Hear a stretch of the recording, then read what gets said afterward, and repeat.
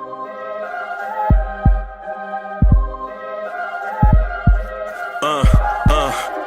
rank where the view is nothing less than phenomenal. For how I express and project from my abdominal. The only view better, both my daddy and my mama know. No living parents, my sons give me balance. My wife is my serenity, this mic is my identity. The world is foul enough, that's why I write without obscenities. Provoking danger with broken language and spoken anguish. Begging to get hurt, why would you ask to go through changes? Yes, Lord, life's a chessboard, master the angles.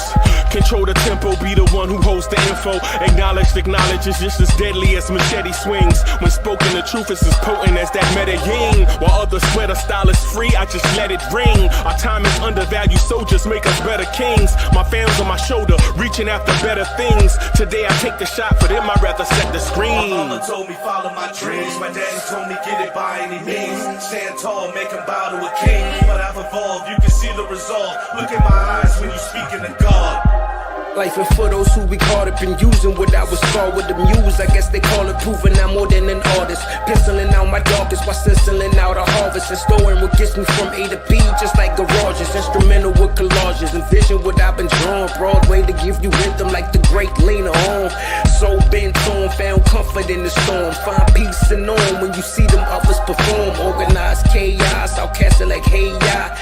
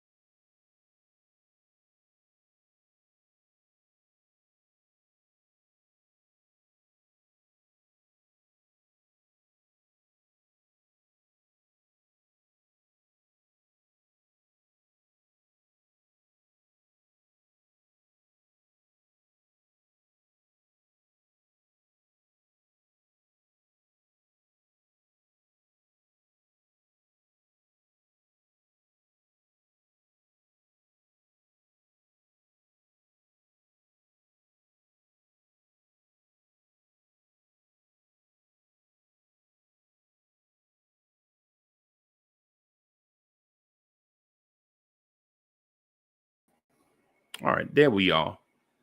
There we are. What's good, party people? Cowboy Bob is in the building. Salute. Is Cowboy Bob coming through the rock with us tonight? I'm not sure. I hadn't talked to him. Let me do this. Let me do this just in case. Is that for me? All right. You can just bring it and put it.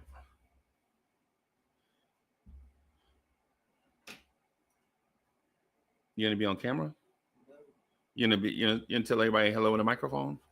Hello, everybody. Get your ass. Get out of here. Stop me. Y'all heard Miss Mocha's voice for the first time in 4 years. Wow. Okay. All right. I guess you got to start somewhere, right? All right. Miss Mocha said hello, everybody. What's good, everybody? Salute, salute, salute. So we got quite a few things we want to talk about, man. I'm sorry about not doing the show this morning. It was my intent. The schedule just didn't allow it.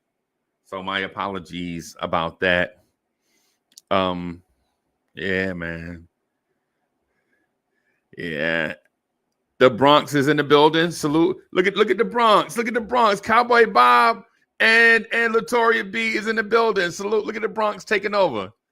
We taking over.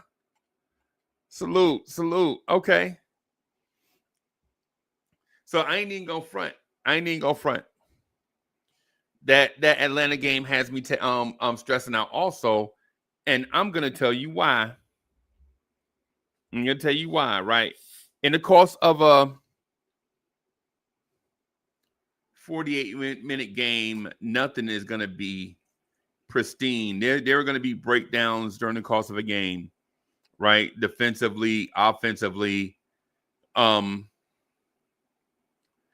gonna ask you guys this though, as I pour a beverage. Andios is in the building. Salute.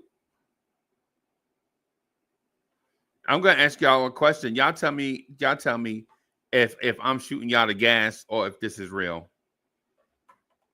Tell me if I'm shooting y'all the gas or if this is real.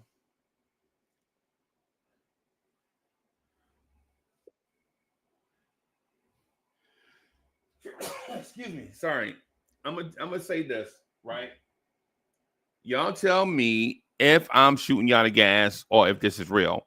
I don't think I'm shooting y'all the gas, right? Y'all let me know though. Cowboy Bob, what's good, man? How you doing? Can you hear me? Yeah, I can hear you. All right, cool. Because for some reason it says my headphones on, but it's not. So I guess I'm just gonna have to rock without it. Yeah, well, okay. Good evening, everybody. Good evening. Evening, Uncle Freezy. How you holding up, my man? I'm all right. I had some Italian pizza earlier. Mm. That was delicious. Mm-hmm. Yeah. Um, I rewatched the Atlanta game. I'm How'd a you make it through that? because I'm a glutton for punishment. Cruising for a bruising, huh? Right. A mental bruising, bro. A mental uh, bruising. I know, man. I couldn't. After that, I had to take a day off. Like, I can't even talk to anybody. I'm so mad right now. Like, mm, this team got so much potential, but it, I don't want to come off like I'm trying to defend Tibbs, but it's like growing pains. You know what I'm saying? Like, I think we've been down for so long that we're expecting to win now with this much talent, but we still have to understand that it takes time for anything. Like, you know, you can't be a chef overnight. It takes time. Like, you can't get that fifth Michigan star and be a 5-star restaurant within a week or a Right. season. So, Right. but it just sucks though because like that Atlanta game, even like when we were talking on playback, we was saying it in the second quarter. Look at the adjustment Tibbs was making. Look at how we're using this. Use it. Look at how we're doing that. And then third quarter started. We go right back to some. We go right back to being comfortable, so to speak. That's the thing I think that we got to get out of us, like that comfortability, thinking that we're good enough just based off of talent or we're good enough without coaching. We need everything. It just hurt to watch that game, man. And it's against Trey Young. Like this whole, like we have a stigmatism about Brunson being too small, but for some reason Trey Young has been outperforming Brunson when he comes to playing us. Like he seems to be making it look good, and Right. it's bad.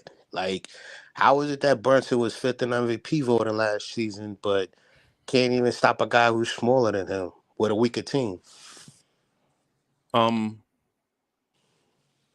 Okay. Hey, Sherwin, what's good, Sherwin? Sherwin's in the building. Daniel Barry Sports Highlights. Just want to say this thing real quick to Sherwin while I have it on my mind. Sherwin, a lot of the stuff that you have been saying over the past couple of days, me looking back at games and such, I think you're right.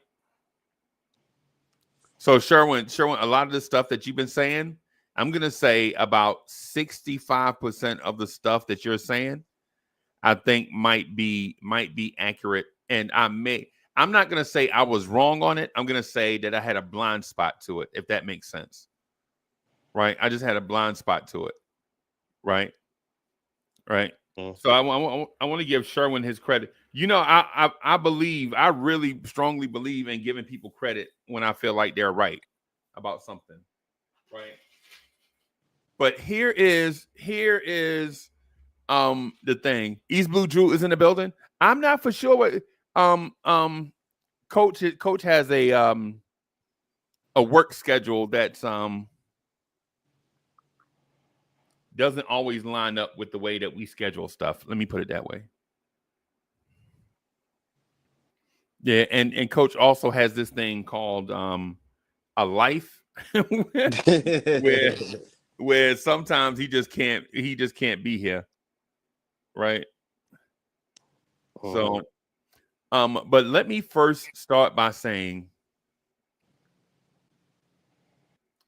yes, Sherwin is right about the defense. right? Not about the result, but about the defense. I'll start by saying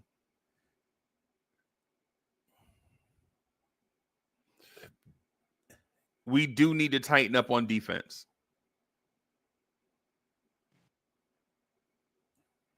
Right? We do need to tighten up on defense, but it's not because of what we think. And so Sherwin says, how will we look with Cat Benson emoji? I'm not ready. I'm not ready to go there for that yet. But I will say this. Because that's an interesting question. I'm not throwing that question away. Right. I just want to put that question in storage.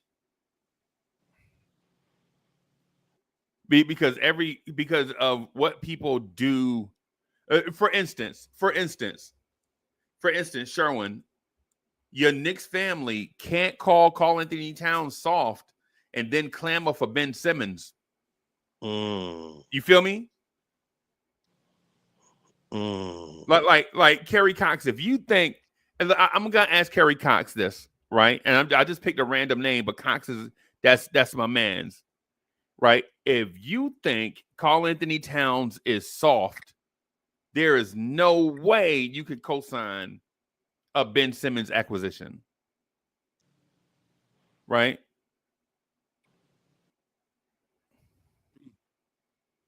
It's just not.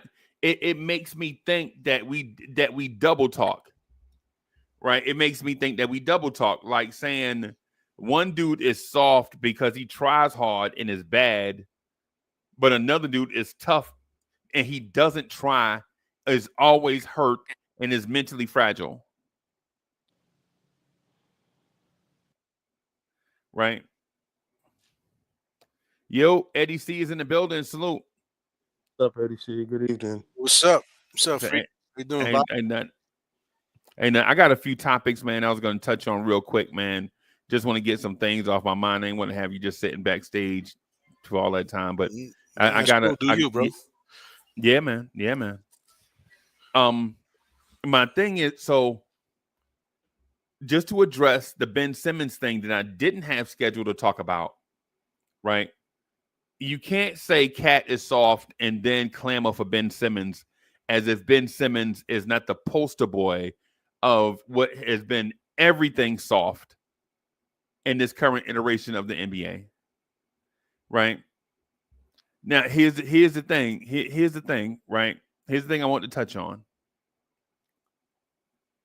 The defense does need to improve, right? But going back and watching the game from a coach's eye as opposed to a fan's eye, and I did it different, right? When I watched the Atlanta game the first time, I watched it from a fan's perspective, picking up on some stuff. Going back and watching the game from a coach's eye, the defense is bad and gets beat, right? It gets beat before we even set our defense.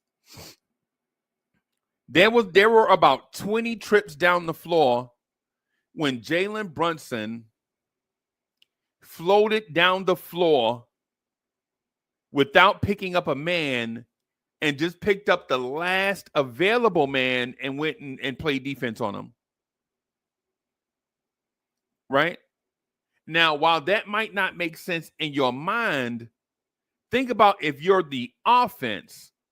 You're going to dictate matchups just based on the transition. And when I say transition, I don't mean just the rebounding. I'm also counting when we make a shot also, right? I'm talking about the transition from offense to defense. I'm not talking about fast break defense, right? Jalen Brunson has a habit of picking up the last threatening man, and sometimes he has to do that in a scramble, right? And if you're Atlanta and you know this, what you do is you rush the ball up the floor so Jalen Brunson doesn't get to do that, right? And you know what that leads to? Jalen Brunson not going to stop the ball on Trae Young and just defending Trae Young, even though we know that's a bad matchup. It at least stops Atlanta from the forward momentum going towards the rim, putting pressure towards the rim. At least you stop the ball, and then you're able to adjust your defenders behind that. We don't do that with Jalen Brunson. Right? We didn't do that.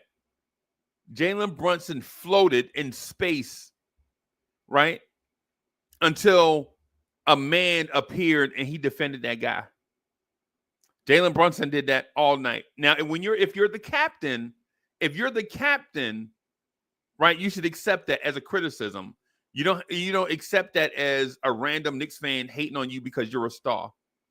I think a lot of NBA fans are sensitive to that. When they get criticized, they're like, yo, this random fan is just picking on me, a superstar millionaire with a lot of money and a high-profile thing, and they're just being mean to me. Nah, man. Everybody can be criticized. Now, with that said, the thing that makes that awful is that Josh Hart does the opposite. Josh Hart does the opposite.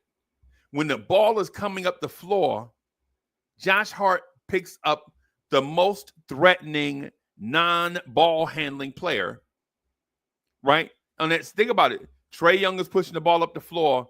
Jalen Brunson is in space, zoned out, like, oh, who am I going to get? Where's Dyson Daniels, right? That's Jalen Brunson, right?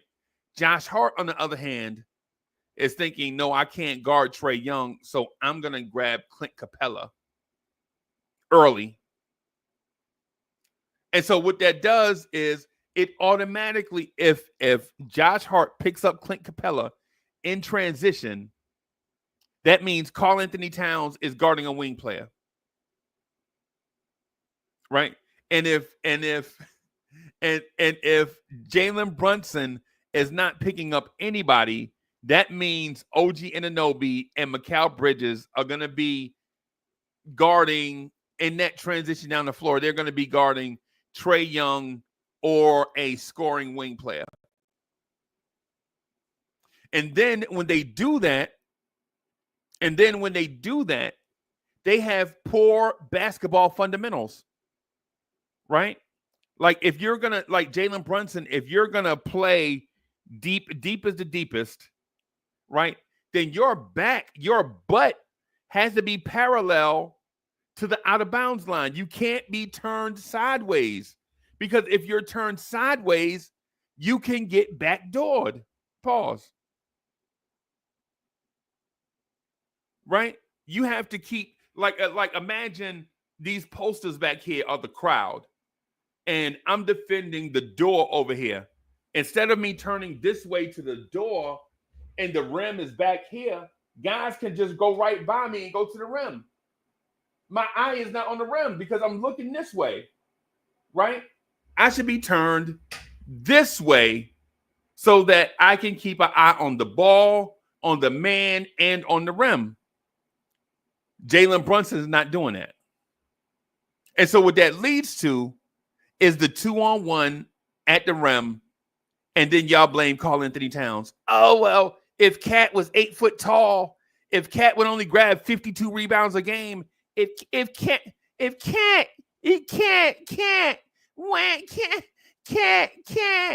it just can't, man. Cat got to do, if Cat don't do everything, man, Cat got to.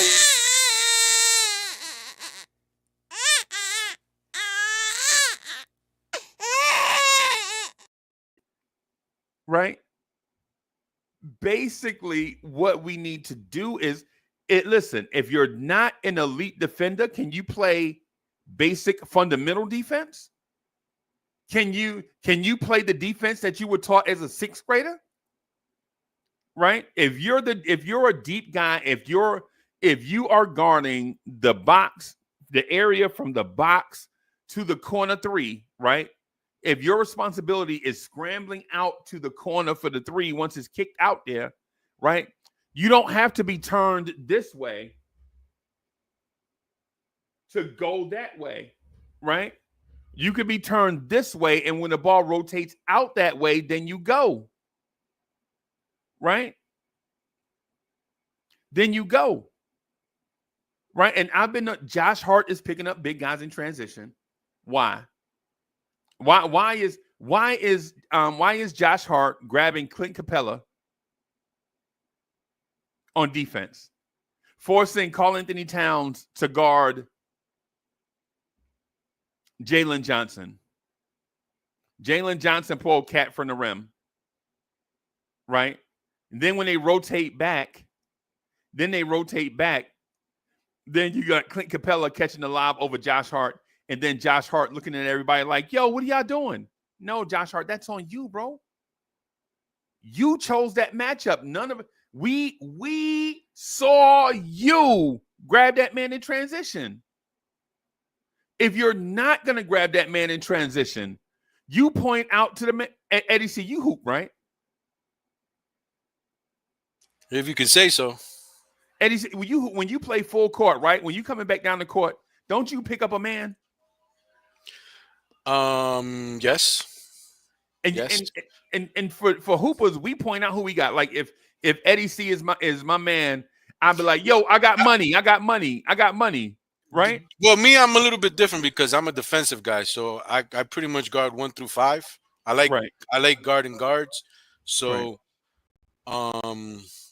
some of the times I'm guarding the big guy, but I'm a player that can switch. So I'm really defensive oriented, so I can sense the floor and who I need to pick up.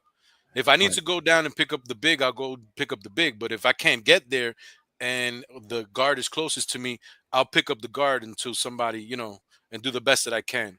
But yeah, that's just my lane. So everybody's different. Like Karl Anthony Towns' mind ain't gonna work like that. Right. Jalen Brunson is looking for the easiest matchup all the time, right? That's probably because he's told to, right? Right. But I'm more of a Josh Hart, like you were saying about Josh Hart, that he'll pick up whoever he's next to. He'll pick, even if it's a power forward, if it's whoever it is, he'll do that. That's the type of player I am. So when I go down the court, I know who my guard is. But if I can't get to that, like I'll guard whoever is closest to me and do the best job I can. Right. We just don't have those. Man, it's just hard to say. This is just a different team than what we had last year, bro. And if we're waiting for the team that we had last year to miraculously come about, it's not gonna happen. Bro, these dudes, Eddie C, when I watched the Atlanta game, bro, I promise you, bro, I watched the Atlanta game and then I watched the breakdown of the Atlanta game from another YouTuber, and they basically said the same thing I said, except he was calling Tibbs a space cadet. I'm not going to disrespect Tibbs like that, right? Tom Thibodeau knows more about basketball than all of us put together, right? Mm-hmm. But there's basic basketball. Like even a defender is not going to guard 5 people in one possession. There is not going to be a 1-on-5 defensive. One guy can't guard 5 people at the same time. Right. Even a defender is going to say, hey, I'm taking so-and-so. I got him. Right. And then you guard that person. And then if there's a place for you to switch, then you switch. Right. But do you even communicate the switch? Right. But what we've been doing is Jalen Brunson is going down the floor, not picking up anybody. Right. And then picking up the last person once he gets across half. Right. And then you're like, well, if that was the guy you were going to get, you could have picked him up in transition. Right. You could have picked him up in transition. You didn't have to wait till that man jogged 50 feet down the floor for you to pick him up. And then now it's too late. You're in a matchup that you don't want. Right. Now you're guarding, all of a sudden you're guarding Zachary Risachet, and you realize that he's a 6'8" athlete and you're not. Right? You knew that when they grabbed the rebound or when y'all made the shot. Yeah. You knew that on the scouting report.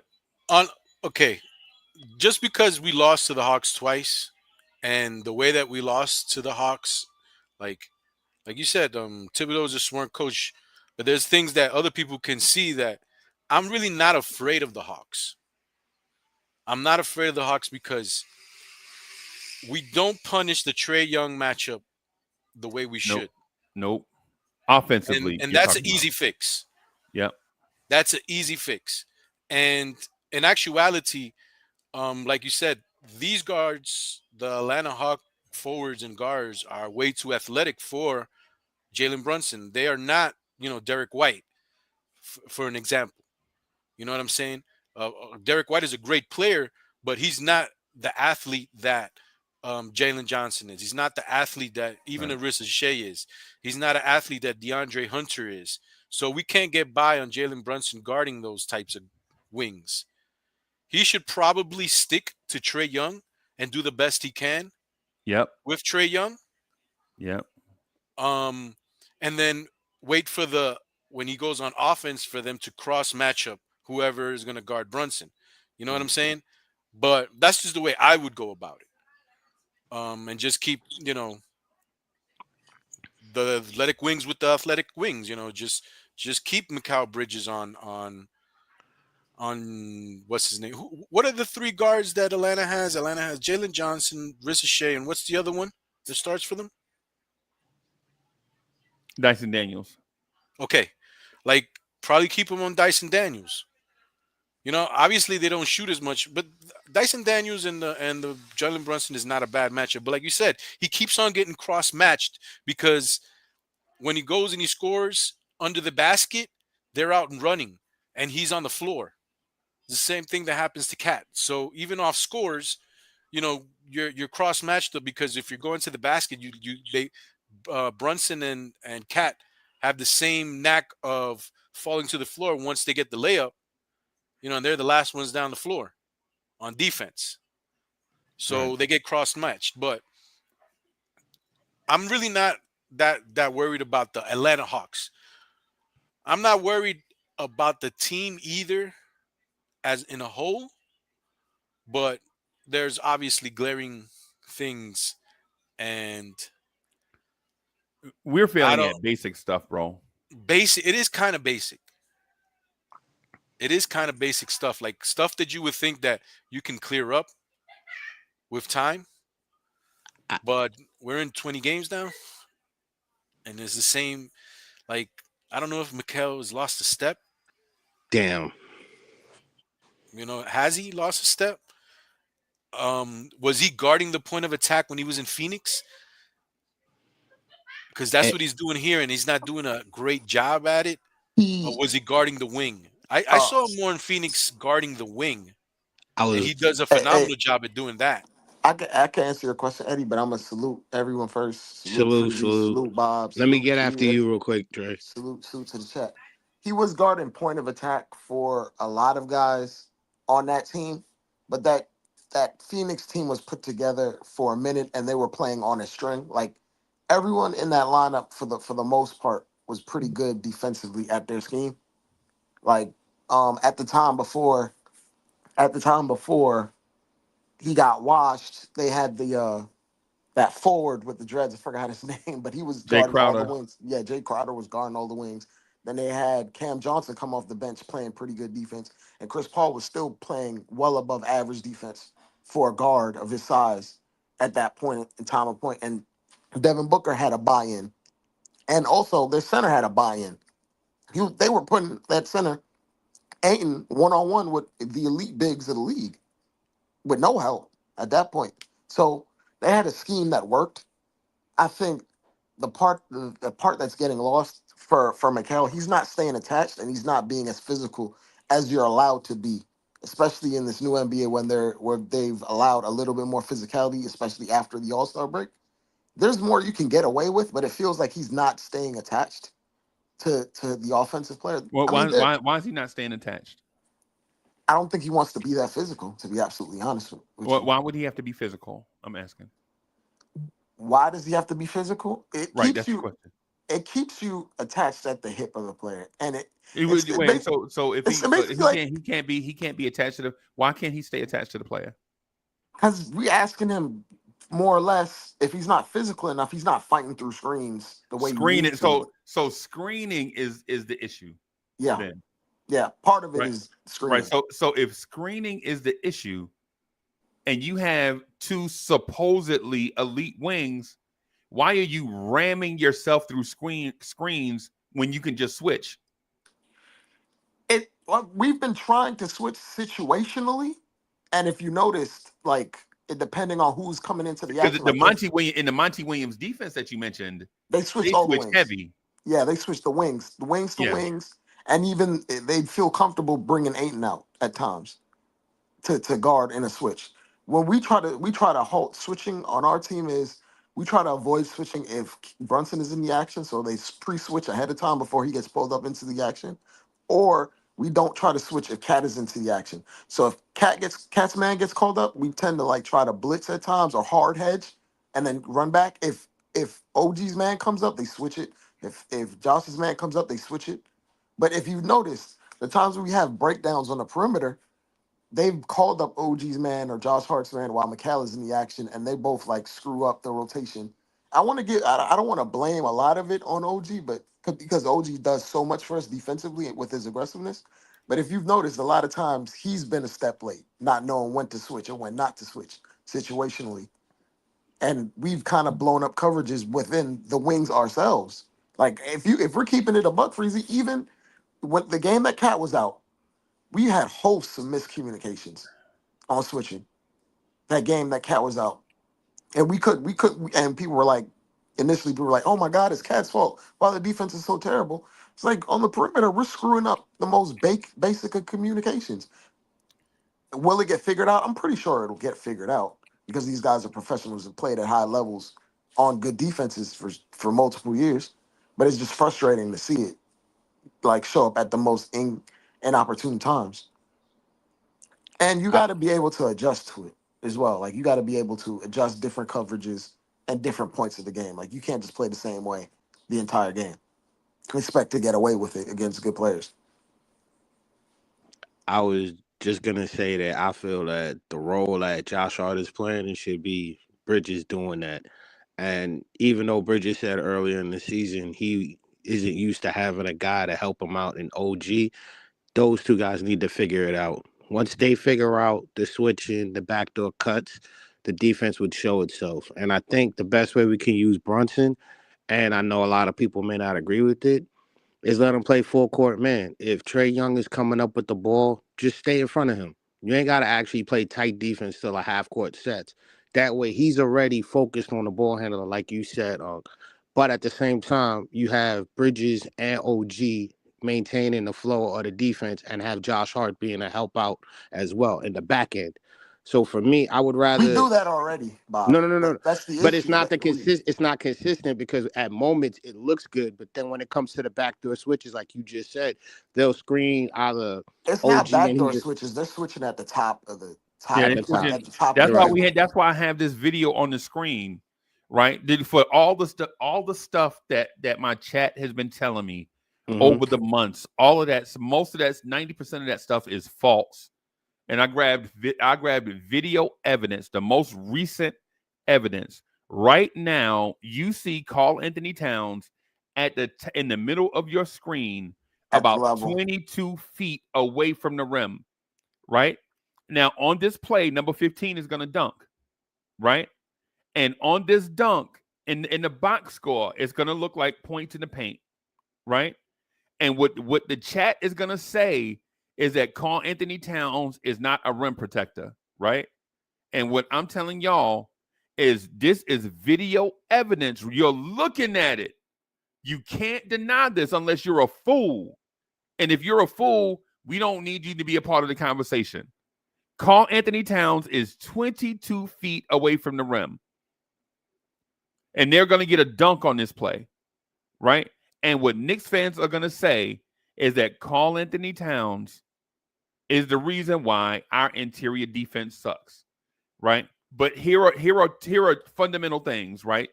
Here are fundamental things.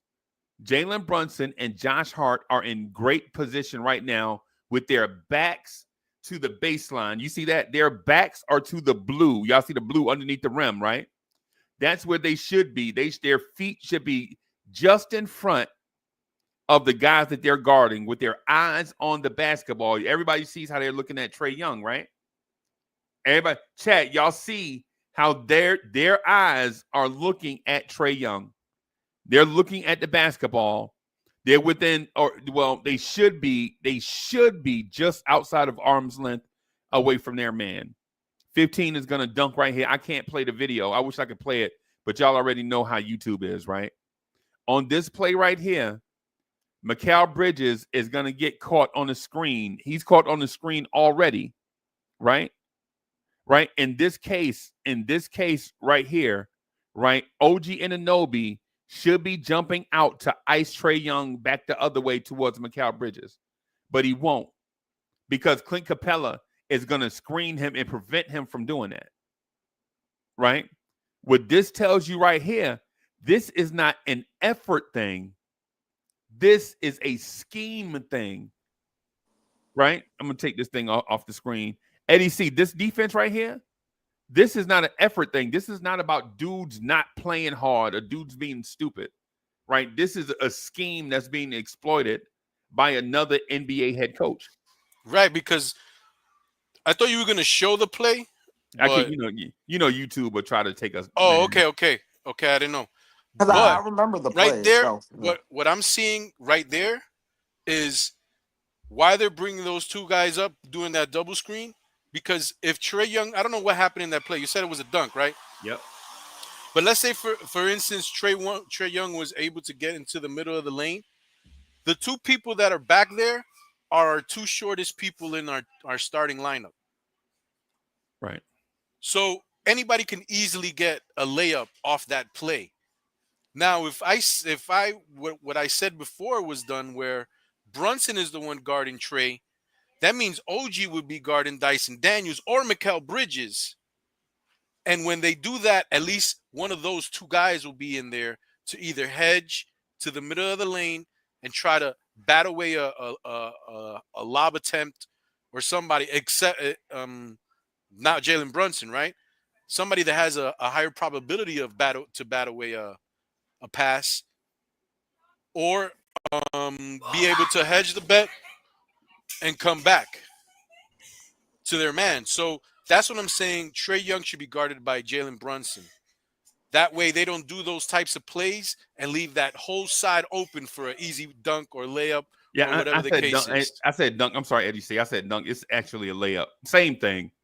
It's a layup. Trae Young came in and did a layup? Yeah, Trae Young did a layup. That's exactly what I thought he would have done, because it's a double screen. So I'm pretty sure he went to the left and then he just ran into the middle of the lane.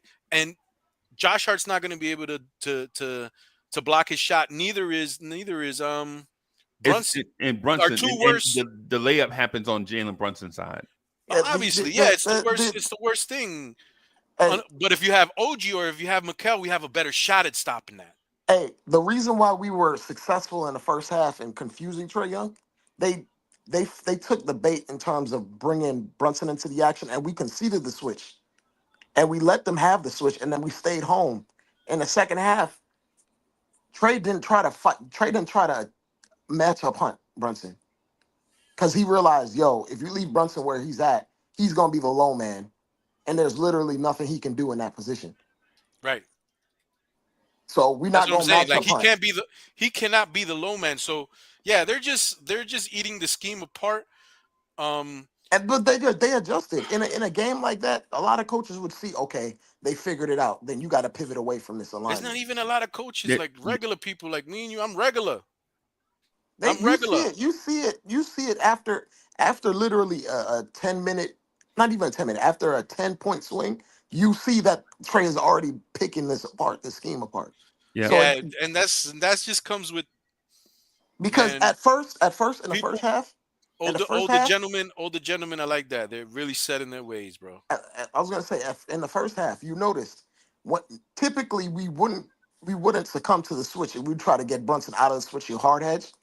We gave them the switch, and they took the bait, and by doing that, you have your wings like McCall and OG being disruptive off ball, taking away his passing outlets and just forcing him to be a scorer in the first half. And then Brunson and then Trey realized, yo, the bait was Brunson the entire time. Yep. And he was like, we're not even going for that bait.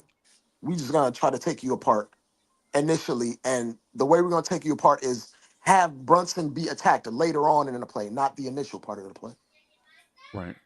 And but just real quick, everybody, just real quick. So you see Trae Young right there, number 11 in white at the rim. The ball is already in the air. It's already a layup. But OG, and Mikal Bridges are forced to scramble back. But here's the part. Here's the part right here, right? That's the bad part of that play. Jalen Brunson saw Trae Young going to the rim, and he followed a non-shooter out to the 3-point line, as opposed to crashing down on that and forcing Trae to kick that ball out to not only a non-shooter, right, but a dude that doesn't want to shoot. So not only can't he do it, he don't want to do it. But Jalen Brunson stays with it. Y'all see where Jalen Brunson went from the corner, right? Yep. Now he's up on the wing with Dyson Daniels. Jalen Brunson, as soon as Trae Young weaved from that top corner to that bottom corner through that blue paint and to where he is to do that, Jalen Brunson was supposed to leave his man and cut Trae Young off, right? And force him to pass and then give a second effort or third effort on defense, and he didn't. He just strolled up to the wing with Dyson Daniels. Trae Young gets a layup, right? But we're going to blame Karl Anthony Towns on this play because a layup was made at the rim. It's a scheme. It's a scheme. They were attacking the scheme. The scheme worked at first, which is fine. He made the right decision. Remember, Tibbs is always known for like having guys prepared, but he's not prepared to pivot after his preparation has run its cycle. Like when you talking about Trae Young, he has a supercomputer for a brain. So you might fool him for quarters at a time. But if you're gonna keep showing them the same look over and over, you asking for trouble at that point. You with elite players, with elite playmakers, you legitimately just can't show them the same scheme. You literally can't even show them two schemes. You gotta break it up 3 or 4 different times in order to confuse them. Because you showing them 2 different schemes is not enough. He's already seen dozens of coverages. You have to shake it up. And Tibbs is so regimented and strict and rigid about what he likes defensively. He's never gonna pivot too different from what he's accustomed to. But Go ahead, Bob. no, I was just gonna say I think that this also mostly falls on Bridges. I'm gonna say this, and I'm not blaming him. I know it was a scheme, and you guys explained it very thoroughly. But throughout the game, as far as defense, when Mikal Bridges was the Nets, he was the number 1 guy. Now that he's on the Knicks, as far as defense, he's gonna be number 2. So for him to understand his role, like when he got that screen at the top of the key, he should have fought through it by taking that extra step and sliding and using his right shoulder to slide in front of the defender and get in front of it to close off the lane. Seeing that OG would have got picked off late.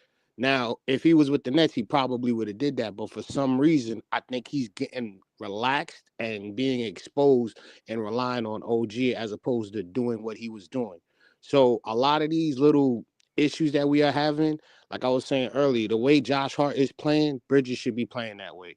He should be the one communicating. He should be the one, hey, I got this guy, I got that guy. Josh Hart should be where Brunson is on this play, the play that you showed before in the wing, and it should be OG out at the top and then have Bridges right where they were with Brunson up there. Brunson should have got the first screen. Bridges should have slid in between both to close off the lane. So for me, what I'm seeing is Bridges is being exposed. He's a good defender, but he's being exposed because now he's not the primary defender and he's getting beat a lot of times, like that play. Perfect example. Why would you drop your leg that far back against Trae Young, giving him that space as opposed to squaring off and taking? I thought it was off the screen. Dang it. Nah, YouTube gonna get me, bro. YouTube gonna get me. Dang, why y'all ain't say something? Why y'all ain't say something, man? I said at that play, my fault. But that play is my perfect phone right down. I there. wasn't looking. Y'all guys could go right back. Look at Mikal Bridges swing out his left foot to give him the lane. Like he gave him the lane. Once Trae Young saw that foot swing back, he like, I got him, and just beat him off the dribble. Like But that. Mikael Bridges can't do that. Square up in front of him. Put the pressure on him. Let besides him that, see it. but besides that point, like there are legitimately maybe three guys 6'7" or taller that can stay in front of Trey, and Atlanta has like one of them. So it like if I'm Trey's not. if Go ahead. Trey's calling up for a screen, you got to be ultra aggressive. You got to dictate the terms and make him pick one or two options. Now we attempted to do that in a passive way, and it worked for the first 2 quarters of the game where we took away his passing options. We stayed heavy drop, and we relied on Cat to help us out. And Cat actually had like 3 blocks, 3 steals in the first half. Like he was on his way to a very impactful game, but Trey adjusted and took what the defense was giving him at that point instead of There's no coming doubt for the about bait. it. There's no doubt about it. Cat is our best player. Like he's our superstar player. Like there is no doubt about it in my mind. Like even with his defensive deficiencies, Cat is gonna. He already won us 1 game. Cat is gonna at least win us at least 5 games this season, 5 to 6 games this season alone, and probably 2 playoff games. So like we should probably like chill out with all the It's nonsense with just Cat. You know what I'm saying? Like yeah. he I agree has with to. you. There's no perfect player out there. You know what I'm saying? Like Giannis is a great defensively, and he'll miss like 5 free throws. You know what I'm saying? There's no perfect player out there, but we got to stop, man. Like Cat is our best player, bro. Like I love Jalen Brunson. He's our captain, but he's not our best player. Not anymore. He was that last year. He hasn't shown that this year at all, and Cat has. And he just it kind of like bothers me when people are like, we got to give him time. We got to give him. Nah, if you know what you got to do, you're doing it from the get. Like he's been here for 2 weeks, the same as for a month, the same as Mikal, the same as anybody else, and he's doing what he has to do. I want to say maybe sometimes these two things coincide and sometimes they don't. Sometimes your best player doesn't necessarily have to be your most impactful player. When Cat steps on the court, teams warp their defenses around him. Even if he's not making shots, even if he is making shots, like teams have to react just to his presence. And I feel like he's the most impactful player in that way. Yeah, I feel like there's nobody that can. The only person that ever stops Karl Anthony Towns is Karl Anthony Towns. You know what I'm saying? Like if he goes to the rim and he misses a layup, it's not because he was defended well. It's because he missed the damn layup. Part of it is the teammates got to get him the ball. I said this to Freezy last night. There's no way Cat's supposed to have 15 shots all game. That's how much. How many did he have against Atlanta? 15. Him and Brunson had 15. I think OG took more shots than him.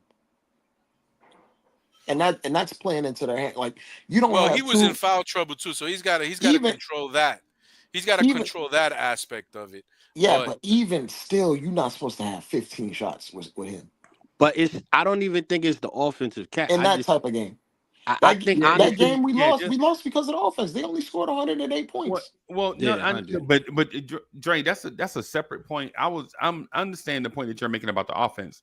The defensive part, though, the stuff that we argue every day, the breakdowns is not that though. We don't argue offense every day. The reason why I brought this point up is because we argue defense every day, and we argue Cat is a bad defender every day, right? And what we should be saying, I'm gonna show you a play. I'm not gonna play it, but I'm just gonna show you. So Josh Hart. I'm gonna show you Josh Hart. Doesn't let you show plays. That's what you're telling me. Nah, because it's copyrighted by the NBA. Nah, it's copyrighted by another YouTuber. You can show this and be okay, right. But if you play the video, I got Cowboy Bob. I got it. I'm my fault. Okay. So you see right here where Josh Hart is the point of attack guy, right? Everybody see this, right? Everybody is in excellent defensive position. You see OG Anunoby at the top of the screen. Even OG in arm's length on the wing has his back basically towards the place where he can drop and cover place in the field in case somebody else gets beat, right? The deepest man has his back to the baseline. That's what you want, right? You would want Jalen Brunson in that whoever that is. That Jalen Brunson in that top corner? whoever it is in that top corner, you want him shaded up the floor just a little That's bit more. campaign. That's cat campaign. That's campaign. It's Hart, Payne, Yeah. and then Cat. Cat. Yeah, you want Payne then to be up the floor a little bit on that shooter's outside shoulder, his shooting shoulder, right?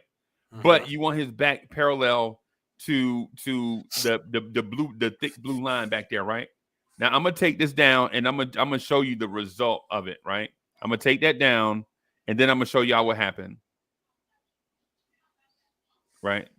I'm just letting it play. I'm just letting it play. When y'all see this, y'all gonna be like, "Yo, what happened? What happened in those few seconds?" Dre, look at this. You see what's on the screen, right? Josh Hart dozed off for a millisecond, and the dude took off by Josh Hart.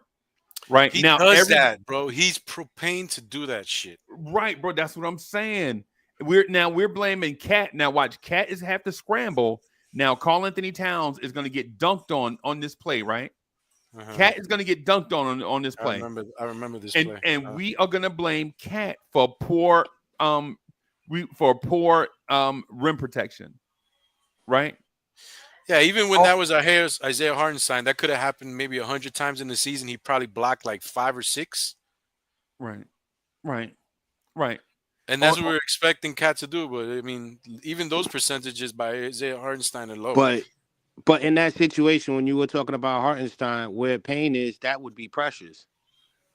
Okay, I get what y'all saying. But what I'm saying is, plays like this are not a blip on the radar. Plays like this they've been happening all season. Happen so often that we don't look at the reason why the defense rotated. We look at the defensive rotation itself, right? Look at this, right? I've been saying this. Okay, go ahead. Sorry, I'm just say this real quick, Eddie C.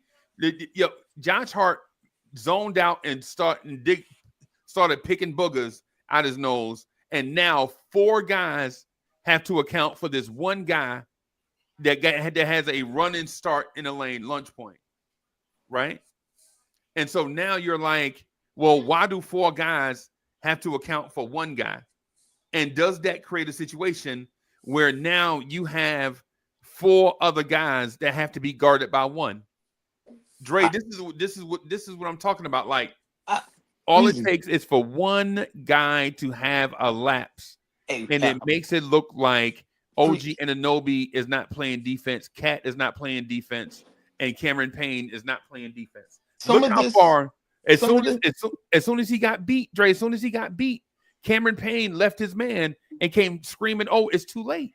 I'm freezing. It feels like some of this is Tibbs not putting enough accountability on guys like Josh Hart, and him having a crutch, like him having defenses that are a crutch to having a guy that's an eraser at the rim to offset all the flaws and bad habits that we have on the perimeter. Like, if we don't have Mitch or Hartenstein out there, I don't know if Tibbs is capable of fielding a top 10-ish defense.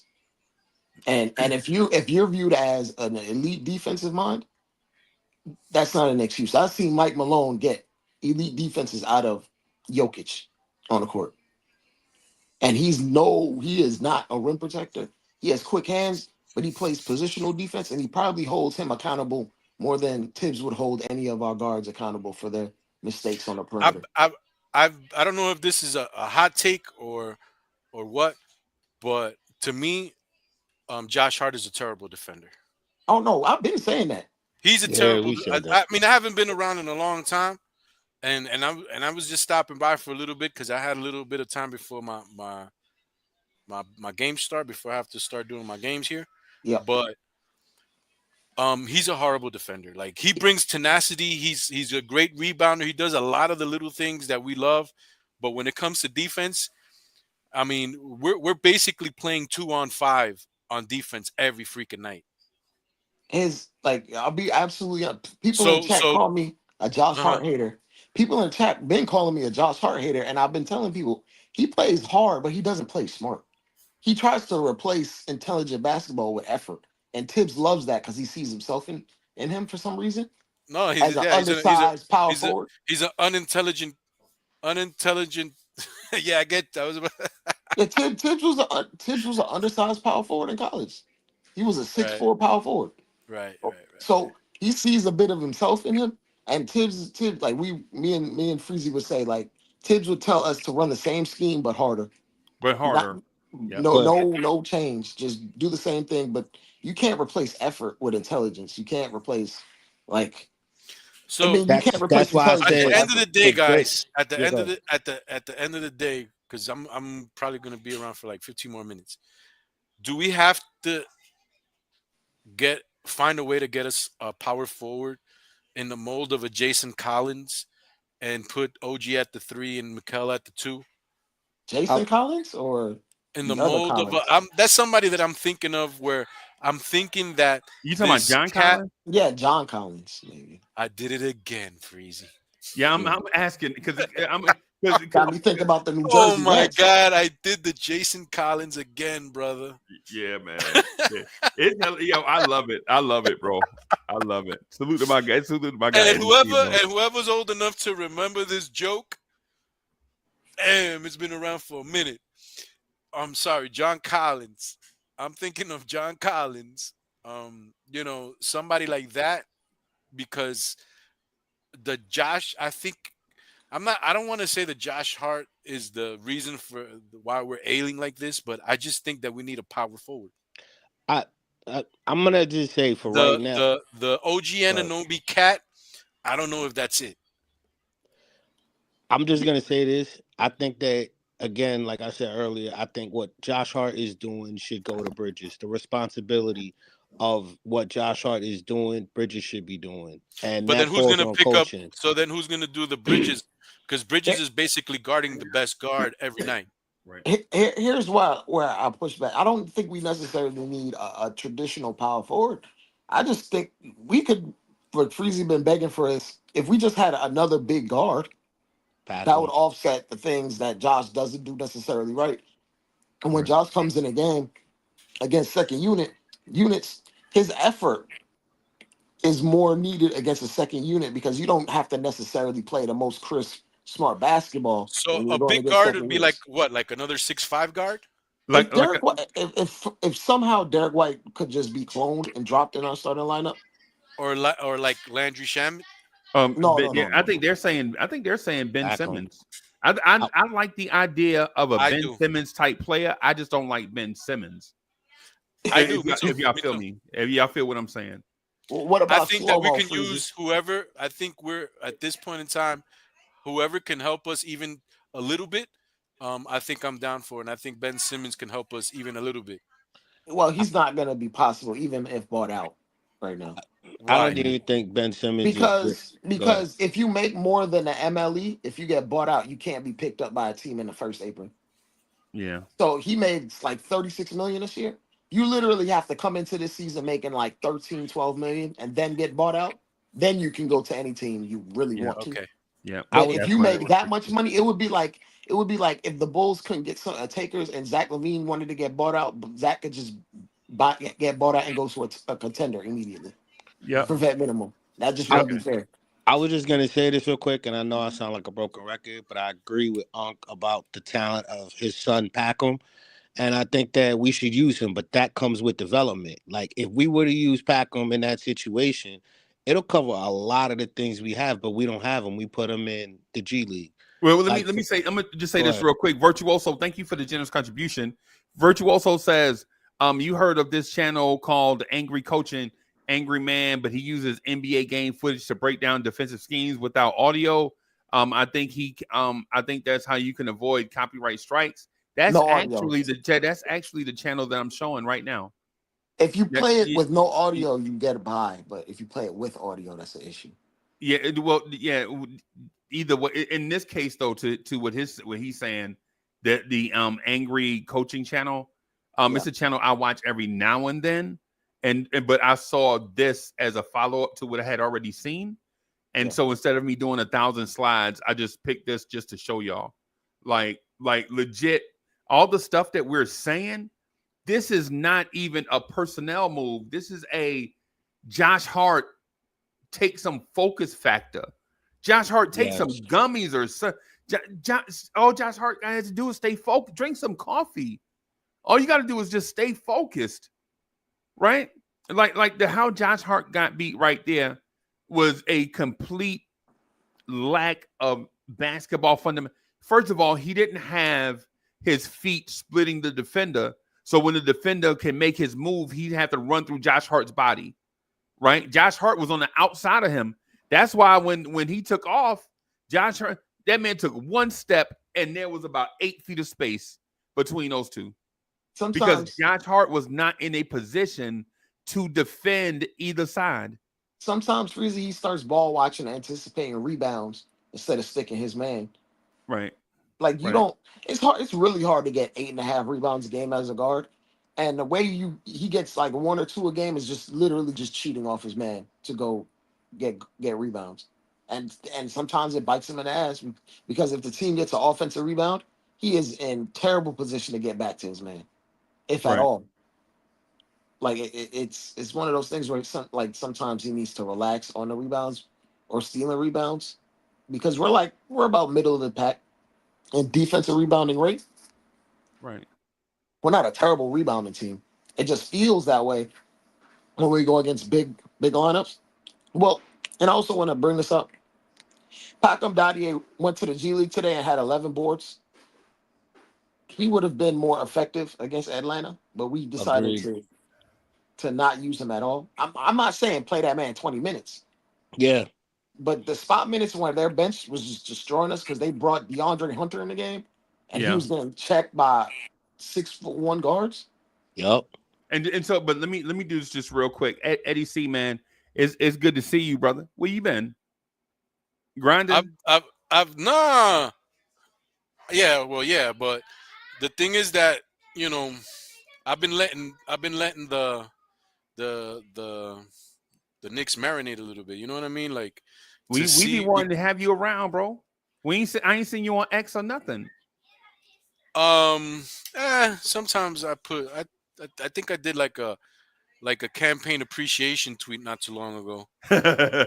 But right. I'm really not like in it like on Twitter like that.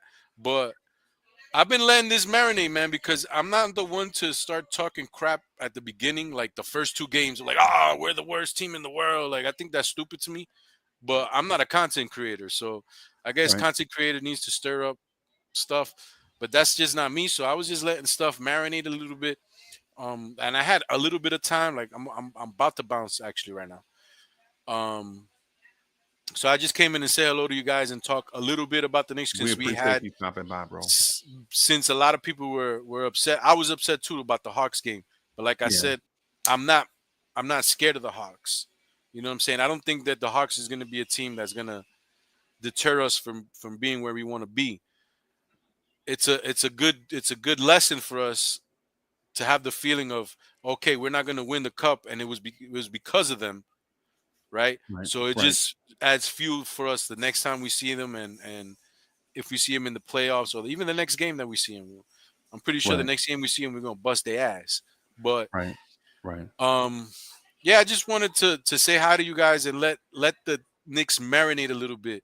And even I'm going to let it marinate a little bit more. If by All-Star break, we're still having the same problems, then I think that's a big deal. So when you gonna invite us to Colombia to come hang out at your Costa Rica? I'm not Pablo Escobar. I don't live in Colombia. Eddie got we can't come to the compound, bro. No, I already sold the hippos. But, I'm in Costa Rica, bro. Yeah, man. It's a lovely place, bro. And if you ever guys stop by, I would love for you guys to come and meet me for real. I already bought my linen suits, bro. I got like 4 linen suits, bro. Man, wow, real feel is 20 degrees outside right now, man. You going in like a tourist with them suits on. They know you fresh out the plane. Especially here in Costa Rica. You see with them linen suits, they're gonna drop them girls off at your lap. Yup. Costa Be Rica careful, man. is Costa Rica get down like that, but you need to be careful. Yeah, man. You got a sniper. This is like Costa Rica is like a freaking like a Latin America Bangkok. Oh, wow. Yep. Same thing with Colombia, man. Love that place. And Colombia is way cheaper here, man. Costa Rica is expensive. Like these dudes be thinking they're Americans over here, bro. Oh, Colombia is way cheaper, man. Wow. I'm But a yeah, good bro, time. like I'm glad I came by and just to say hi to you guys, man. You know, It's good to see you again, man. love talking basketball with you guys and stuff. And you know, hopefully the Knicks get it together. Like, I don't expect for the Knicks to be the Knicks of last year, where we didn't have talent, but we played so hard that we fell in love with the team. This year we have more talent. So there's no But excuse. it's we're gonna have some losses where it's like, yo, we didn't give it our all. So kind of like expect that. I, But we're also gonna be able to, when we do play well, we're gonna be able to hang with anybody in the league. Yeah. So just think of it like that. Like when we're clicking on all cylinders, there's not a lot of teams that are gonna be able to beat us. The thing is that when we're not clicking on all cylinders, it's not gonna look as pretty. Yep. So Agreed. yeah, that's just like my 2 cents on how this Knicks team is. And I'm not expecting a championship this year, but I am expecting one in the next 2 to 3. I agree Right. with you on that, Eddie. So, you know what I'm saying? Go Knicks. Go Blanche Tears, man. I miss you guys. Yo, Uncle Freeze, you know And what's Mr. up. Boss. Yeah, And man. yeah, I'll try to get on a little bit more when I guess it merits like to come and talk crap with you guys and stuff. Yeah, man. Hey, I don't know. Let me just say this real quick before you get out of here. I don't know if I told you face to face. I think I tweeted at you to tell you not only were you right 3 years ago about your stance on NBA centers, I Mhm. adopted your stance on NBA centers. Right? Don't put money in that position. You remember when you said that years ago? Don't put money in that position unless Yeah. you have an elite center. And I'm Yeah. talking about elite, not very good, but elite. Yeah, I like one of the best, like Cat is, yeah. Yeah, I adopted your stance, bro. I appreciate you sharing that with me, man. I ain't ashamed to say that I switched stances on that because what you said made sense. It made sense at the time, but since I was Yeah, because we were trotting Mitchell Robinson, Jericho Sims out there, and we were trying to like, and I was a Mitch and then homer. Oklahoma City goes and pays $20 million for Isaiah Hartenstein. Like, he's like, nah, that's not the move, bro. Right. That's not the move. Like, Yeah. but yeah, man. Now we got Cat, so they know like it's we not the just move long term because as soon as they pay, what's his face, Chet, Chet. As soon as they pay him, that Hartenstein's Hartenstein contract is gone. Yeah. gone. Yeah. His contract Hartenstein is gone. gone. They not paying him and Chet. I'm just letting you know that now. They just yeah, paying he's him just a filler. to He's like a salary. He's a salary filler until yeah, Chet gets his money. yep. But they're trying to win one this year. They might Yeah. win the cup, and they're high Their favorites defense to win the is their, championship. their, So their I'm not mad defense at them for is doing that because they know Chet can't handle it. Look at what happened to him now. Like if they didn't have Isaiah Hartenstein, there would be really bad situation because Chet got hurt. yeah. When you gonna start So back doing your basketball zombie stuff? it's just too time consuming. Freeze. I'm gonna be honest with you, bro. It's too Hey, time consuming. I'm gonna hit you up on X I bet. because I have an idea and I've been wanting to get at you, but the holler Yeah. is just been Write busy. me. Yeah, Let's see I'll what's do up. that. I'll do that. All right, boss. All right, guys. Take it easy, man. Have a good night, fellas. Salute, All right, Eddie. Have a peace, bro. good night. Be safe. Happy holidays, man. Yeah, happy holidays to Peace. everybody. If I don't see you guys, happy holidays, Merry Christmas, and New Year's. All right. Right. Thank you, Peace, man. man. Same to you, bro. All right. Yeah, man. Dre, I wanted to point out these things because I do understand that a personnel move needs to be made. Right. But there are some on-court stuff. There's some on-court stuff that probably needs to be made first. Yeah, I agree with you because even if we do make personnel moves, if you don't change up scheme wise, you'll still get exploited. Yep. Because you could be out there with prime Draymond and that scheme will still get you blown up. Yep. I was gonna say, regardless of talent, it just comes down to basic coaching. And that's where Tibbs got to put the right people in at the right time. And we got to extend the bench. I've been saying that we have to develop these young guys and let them play. I'm not saying we got to go with Tyler or anything, but I really think Packham could help us a lot with these woes that we have on defense, to the size and his defensive ability. I think he's a better defender than he is an actual shooter. And to that, it's a good thing because Josh Hart is used because of his rebounding skills. the way he can't control the ball. But if you have a guy like Packham to help out Bridges and OG on the defensive end, I think that it'll show a lot less inconsistency in our defense. We The, have the, way too much talent to be where we're at. the Like, thing. now go Go ahead, ahead, Dre. Bob. Go ahead. I No, was I gonna was just say the gonna say thing.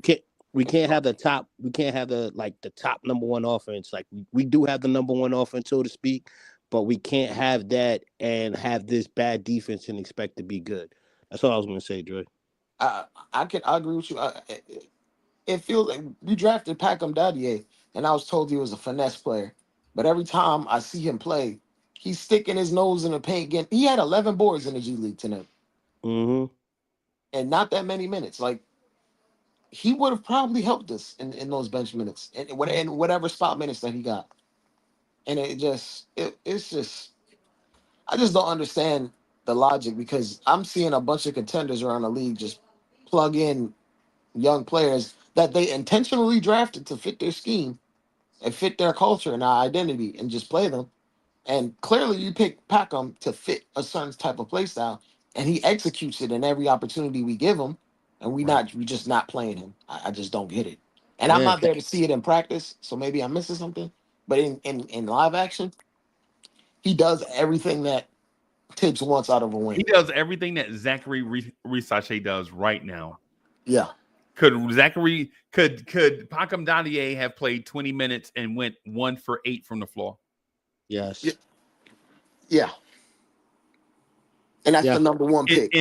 In a win, by the way. Yeah. Mm-hmm. I think he's more Nah, Freezy, valuable. we can't do that. We need to lead. We need to have 3 of the top 5 guys in minutes per game, and them all be wings at the same time. But Packham can help you with that though. Like you could, Oh no, if no, you no! I know that. I was just being sarcastic. I know. I was just gonna say, like, as much as I love Ariel, everyone knows I love Ariel. But Packham, you add him to this team, a lot of this stuff that even me, I'd say, you know what, put Josh Hart, start him for 5 minutes, and then put him on the bench rotation. Like, let him come out with the bench. Let him be the first out. Let him be the first in. Let him run with the second team, and it'll help us. But you need to have Packham in, and then just keep rotating him in and out. Like 5 minutes. I'm not even saying pay him 20 minutes. Like just give him like 3-4 minutes. Maybe at the beginning of the second quarter, mid third quarter. His defense, because every time I've seen him earlier in the season and he came on the court, even though he was missing shots, he still was being able to put pressure and stopping transition points from coming. He was still doing a lot of things that a young guy I never thought we would be able to get. So for me, that's the one thing I've been saying since jump about Tibbs with the young talent. He makes them good enough to trade them, but where's the development? And this is the perfect time for him to develop a guy like Packham. And I hate to say it, but Uncle Freezy, you was right about your son, excuse me. Yeah, that's my I, son, man. Be respectful, bro. That's my I, son, I'm man. sorry, but yeah, I think your son needs to play, man, because if anything, I think his IQ is much higher at a younger age than what Josh Hart is right now. He'll be able to make the switches. He'll be able to make the adjustments. Yeah, he'll struggle, of course. It's a different league. It's a different game for him. But I think that in his development by, I want to say February, if he was to play like 15 minutes by February, it'll pick up a lot quicker than what Josh Hart is doing now. Okay. And again, it goes to size. But go ahead, Dre. I didn't say anything. You cooking? I thought you had Yeah. a Yeah, the point that I'm getting at is some of the stuff some of the stuff that's happening, like for instance, I showed you instances on defense. There are instances on offense where it's so egregious that you're like, okay, see now couple of dudes on the team might be the ops, right? There was some open looks that were passed up against Atlanta, like we overpassed and overshared the ball, right? Like Karl Anthony Towns was open by about 10 feet at the top of the key. Jalen Brunson dribbled into the paint, kicked out to the corner for OG Anunoby to shoot a fadeaway 3 in the corner contested. Damian Lillard, on the other hand, makes a living by penetrating the defense and reversing his pivot and finding guys that he passed.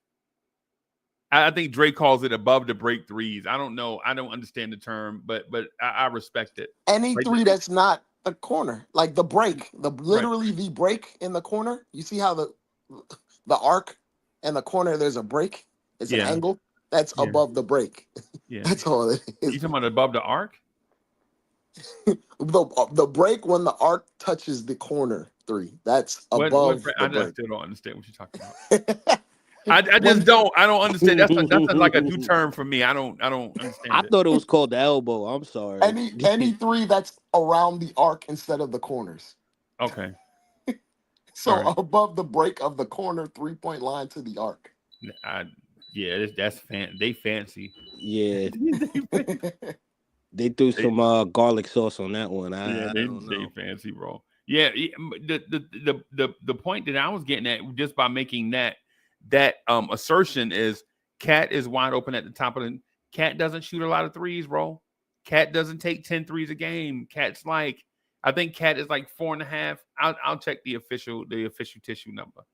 But Cat, if I remember correctly, Cat is like 4.5 threes a game, like 1 3 every quarter. Like if he takes 2 threes in the corner, he might not take another 3 for the rest of the half. And he's one of the best 3-point shooters in the game, and is the best at his position. Yeah, some of those things, man. It's like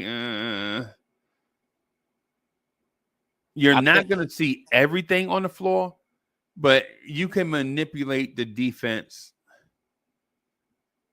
to get what you want from them, basically. And in those games where your role players don't have it and they're not hitting threes, you lean on your All NBA performers. Right. Every team, like when the Nuggets are struggling and their role players are not putting up points and they're not scoring, you know what happens? Jokic gets 40, and he gets enough shot attempts up to get 40.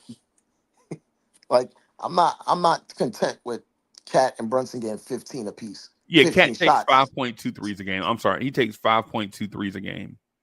My bad, y'all. It's still like you would. He takes the same amount that Miles Turner takes, which is kind of low for me personally. And, but and he's I very understand. effective. Like he's shooting above 40%. And I just some of it is just frustrating. I think we were begging them to they were forcing a lot of one-on-one mismatches and attacking them earlier in the season, and now we got to beg them to do it in the right scenarios. Like we were trying to play this team basketball, this egalitarian system the entire game. Well, OG's not hitting right now. Mikel's not hitting. Josh is not hitting right now. Well, Josh was scoring, but Josh wasn't hitting from 3. Or he's not a high volume guy from 3. So why are you forcing it? Right. Cat, go to the low block and make something happen. And I'm just more inclined to believe Cat and Brunson are advantage creators, and they would create a good look more often than not. But I mean, it's unfortunately it's to Atlanta, but it's 1 of 82. And this feels like this might be one of the games where it was the game we lost to the Dallas Mavericks 2 years ago, and we thought Tibbs was gonna get fired whenever we played the Cavs. Right. I feel like there's always like one turning point type game in a season, and that might have been it, where either we stagnate and be around 5 games over 500 for a few months, or we go on a run. And if history says anything, we've gone on a run in 3 out of the 4 years under Tibbs when we've hit adversity. The 1 year we didn't, we just decided to go on a run in March and just ruin a draft pick. Oh, what's up, Fitz? Hey, what's going on? Trying to make sense of that last game, man. Just still trying to make sense of it. No, it's a learning experience. Like, I think it's the first time everybody was all in agreement. Yeah. Looking at the game. The thing that kind of bothered me what I don't know if Freezy's here, but I won't say it when Freezy gets back. But the thing that kind of bothered me was how passive our star players were, or maybe the directive wasn't to make them as assertive as they I'm need to be. here. I'm here. I hear you, man.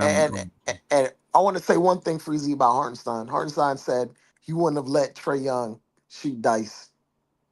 I'm just looking at I saw the clip and I just scratched my head because you let Embiid take your partner out. You let Embiid kick you in the nuts. You ain't do nothing. You let Miles Turner punk you in a game 7 and you score 0 points and he's talking about what he would do or would have done. Like, stop it, man. He's not that guy. Just stop. Stop. I Yeah, think he's part of that he's part of the nice guy culture. He's not a tough guy either. I was just not go ahead, Fritz. I think it's kind of overblown. Like what happened. Like I think I it think was it's overblown. I think it's overblown. I think it was a little bit overblown, but Hartenstein talking about he wouldn't have let that happen. All right, man. I done seen you get punked too many times in playoff scenarios and seen guys take out our guys and you ain't do nothing at the time. So I ain't trying to hear that from Hartenstein. right. I was just gonna say I think that seeing what we've seen in these games, my opinion is as great as Brunson is as our captain, the offense needs to run through Cat. That way it could open up for Brunson to be consistent. And I think that them two working off of each other is gonna help out a lot more and help us out with what we're doing. No Even though disrespect, Cowboy Bob. I ain't want to, bro. go Y'all be ahead. talking to me. Y'all be talking to me about the future, bro. We 25 games in, bro. Nah, I'm talking about I like the gotta hear next something. game. Tell We you, should be you gotta running tell it me through something Cat. else, bro. You gotta tell me something else, bro. No Nah, disrespect to you. You know what? You know how I am. You know I love you. You know you my yeah. man. Right? You know I ain't throwing you under the bus. You know that. Yeah. You know that. Yeah. But oh, is that for me? Thank you. What is this? Oh wow! Did you put your finger in it? No. Okay. All right. Why you ain't told me the mic was on? Y'all eavesdrop, man. We ain't trying to get yelled at, man. We ain't trying to get yelled at. But what I'm saying is moving forward, like the next game, like we should start giving the ball more to Cat and progressing through him because he has a higher value at his position as far as shooting the three. Like we just said, he has a better way of also making passes, and it also helps I, Brunson with his game and assist as well. So them two running it through Cat as opposed to just focusing on Brunson, then using Cat as a secondary or using him in the post, I think will help us out a lot better because I know you guys have been hearing me say since I got on here, free throw line, free throw line. We are now starting to get the calls that we haven't been getting the last few games. So let's take advantage of that. And all Cat has to really do is when he's driving, I know he's used to lifting up his arm to get up underneath that shoulder. That worked in the West. Here, if he keeps his arm stagnant and just attack straight forward, he can still get the contact and the foul. Those little things I think we can use to our advantage to make us better starting with the next game. And I'm not saying Cat needs to jump from 5.2 3-pointers to 10 3-pointers. Nah, give him more opportunities off of screens. Don't let him, you see what I'm saying? Like set it up to where he's more of the guy that the defenses collapse on, and then Brunson can just eat doing the cuts, getting to the rack, doing layups, doing his moves. So I think we should start doing that next game. That way we could actually help out our defense as well. Because we're drawing fouls on their team. They got to start pulling out their players, and now we got the advantage. Go ahead, Dre. I know you had to say something. no, I agree with some of the things you said. I ain't got nothing to add to that. You were right, man. I That's mean, all I'm saying. Like, because I think Cat is, I'm not going to lie to you. When he came here, I was big on Sabonis before him. But when I look at how Cat plays and how the schemes are, yo, Sabonis can't hold a candle to his, nah. Catch him. So let's use him with his size, his speed, his footwork, the way he's able to pass. He'll get OG available. He'll get Brunson available. He'll get everybody into the point where we're all eating, and it'll help out our defensive woes. So I think the next game, that's what we should be looking forward to. Because you're right, we're already a quarter into the season almost. We need to start picking Yeah, it up. we passed the quarter mark We already, we bro. pushing on up on a third right now. Yeah, Yeah, we need to talk pick it about up. the future. Yeah, we talking about the future, bro. I ain't Fritz. I can't hear that, bro. I No, need to hear some right now stuff. I know, but a lot of times when I do see cats passing, but he's usually not moving when he's passing. His best Right. passing is when he's stationary. But He's if you want him stationary. stationary, throw it to him in the post.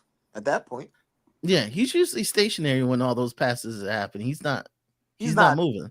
But also, I want to. He's a big boy. Like he's a big boy. Like I don't think when he's lowering his shoulder, he can't pass.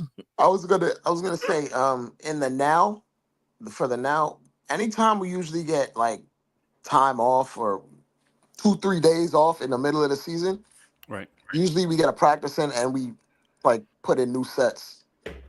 Typically, like the game after we have 2 or 3 days off, Tibbs like throws in a new wrinkle offensively or a set that he's been working on that he wants to throw in. So it wouldn't shock me if we seen something like, I don't know, an inverted screen with Cat and Brunson or something. Not completely out of the ordinary, but it wouldn't shock me. Or a double big screen game between Cat and like Precious at some point. Something to that effect. You see new wrinkles out of Tibbs when you have 2-3 days off because he doesn't typically practice a whole lot to execute things.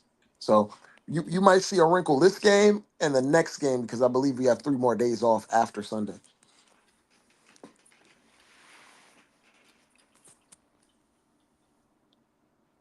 Yeah.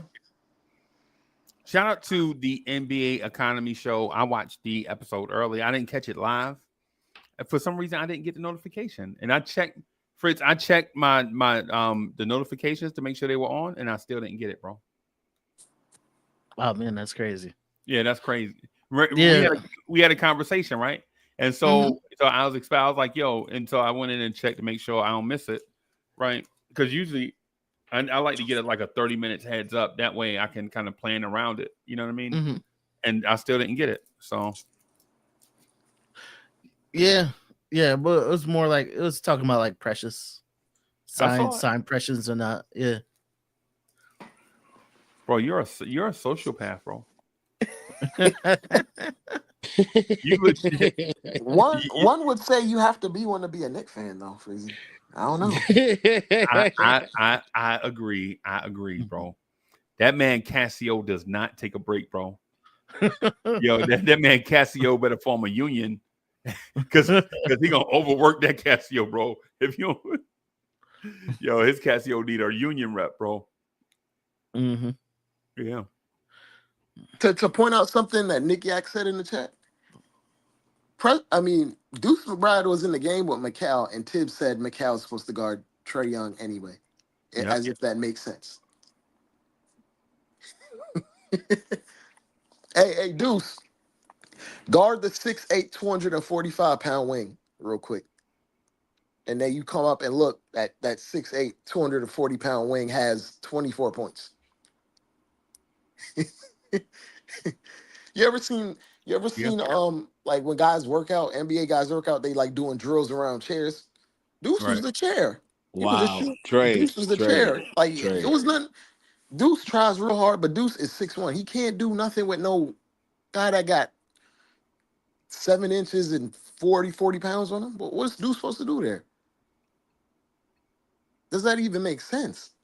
This is why I'm like, you can't have all these small. Like I understand, like the punch that Deuce and Campaign can have with one another, but that can't be something that we have to rely upon, or that can't be a thing on a Jalen Brunson team. You can't have 3 guards or 4 guards 6'2" and shorter. That's just not tenable in today's league. Atlanta tried to draft a small guard before. You know what they did? Sharif Cooper. They let his ass go, and they were like, "We just getting big Quickly. guards. We getting big guards. We can't do this little guard stuff." If you're gonna have another little guard, you're gonna have one. You can't have 4 of them. I'm sorry. Right. That's just untenable for the way the league is headed. Because if Campaign ain't hitting a bunch of jumpers and McCall, then Miles McBride can't hit jumpers. On the defensive end, they're just gonna get exploited by bigger teams. Not every team has the roster to exploit them, but the ones Listen, that do, are you clairvoyant? Are you clairvoyant now? Are you saying the answer is a mix between Miles McBride and Mikal Bridges? If we can only find a player named Miles Bridges? which is, I mean, that's kind of funny. We could use a guy his size that could score a little bit. Not him specifically, but a 6'7" bowling ball that can score, is a little bit athletic, can play team defense if given the right direction. Uh, He makes like 20 million. But then that's another thing. Like, But the off I'm court sorry, stuff, he doesn't fit what we trying to do here culturally, Freezy. So but it's a unfortunately, very. I think there's a thin line of people out there that we can actually get that can help us right now. But the front office has made good decisions, and they have proven me wrong with the movements that they made. But as of right now, I think everything just got to work itself out. Like, next game, we got to go out playing different, playing to the best of our advantages. Because a lot of these young guys, y'all may say, oh, they're not ready. But how do you get ready? You have to play. How do you get better? You have to be out there, mix and match. And for me, I just think that we have all the talent we need right now. It's just not coming together. So we're just nitpicking at straws. Because when it does click, it's gonna be beautiful. We think about it. This is a Tibbs team who is number one in offense. The defense is gonna come, and then we're gonna be set straight. But then the problem is consistency. That's why I keep saying I think we need to run it through Cap because we already know what Brunson can do. We run it through Cat. Now we have two threats, and then those two threats can feed off and get OG ready, can get Bridges ready, can keep Payne going. Like it'll just trickle downhill. So we really have two Cowboy captains. Bomb, the thing, but the essence of a 5-out offense is that no one is favored, right? True. The essence of a 5-out offense, the reason why you run it is because all five guys at any moment is the key threat. That's why defenses can't defend it. When you pick a play and you run, if you pick a stitch of time in a game where you just feature one guy, the defense can set up to defend that one guy because the sets that you run are designed to feature that one guy in the defense. If you know it, right? You don't think that the actual defense on the floor that's guarding them knows it? Mm-hmm. Yeah. That's Good what. point. That's why the 5-out thing, the Voltron approach, right? The Voltron approach is the reason why Cat thrives, right? Think about this. If Randall was here and we didn't do 5-out and it was just like Brunson's the number one option, Randall's the number two option, Cat's the number three option, teams would just load it. Teams would just defend that, bro. And all you would see all night is dribble, dribble, dribble, dribble, dribble, dribble, dribble, dribble, dribble, dribble, dribble, dribble, dribble, dribble, dribble, dribble, dribble, right?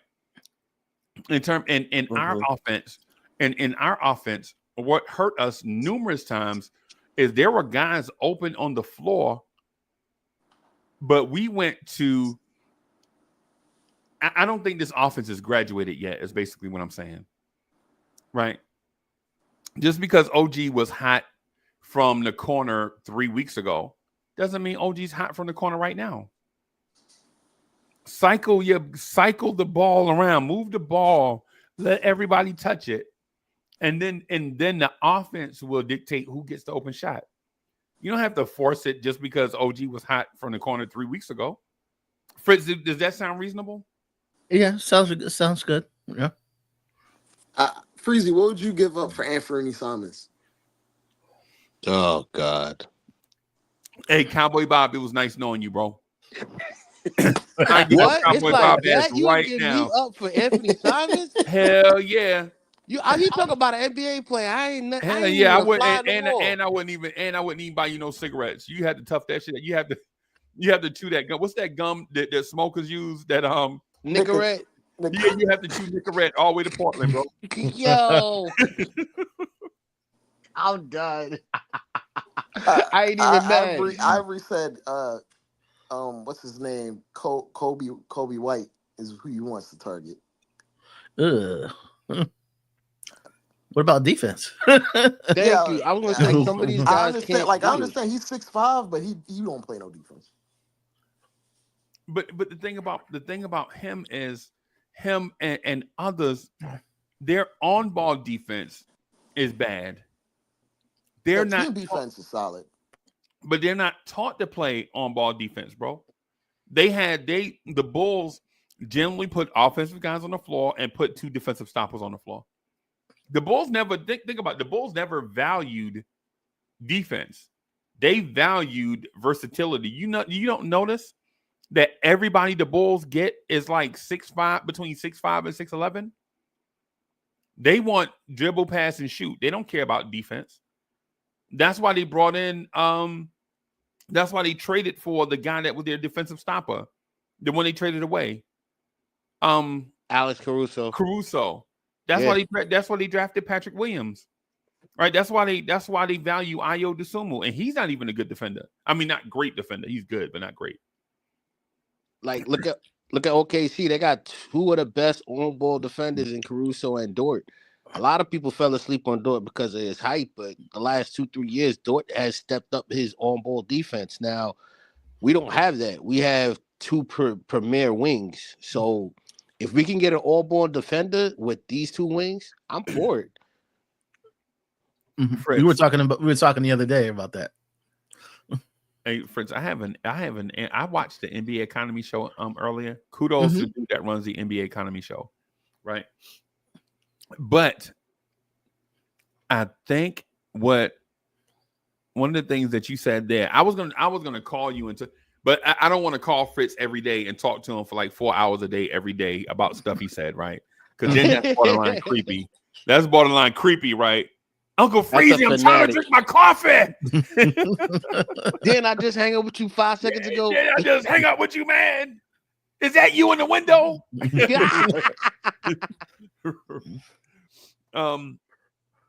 Dre, the Anthony Simons thing, I think I would love to do it. The only thing about Anthony Simons is I know I'm going to have to give up some combination of Mitch or Precious. Mitch and Precious, it doesn't work. Yeah. It doesn't work without both of them. Right. Because he makes like 20. Right. And then I'm not going to be able to get a jumbo wing and center in return. Yeah. Unless you tell me that Pacom Dadier and Hut Party are now in your rotation. Ooh. Right. But if you tell me that now, if you tell me that now, you would do it. Because you know, basic and I used to try to explain this to Dre when we first met.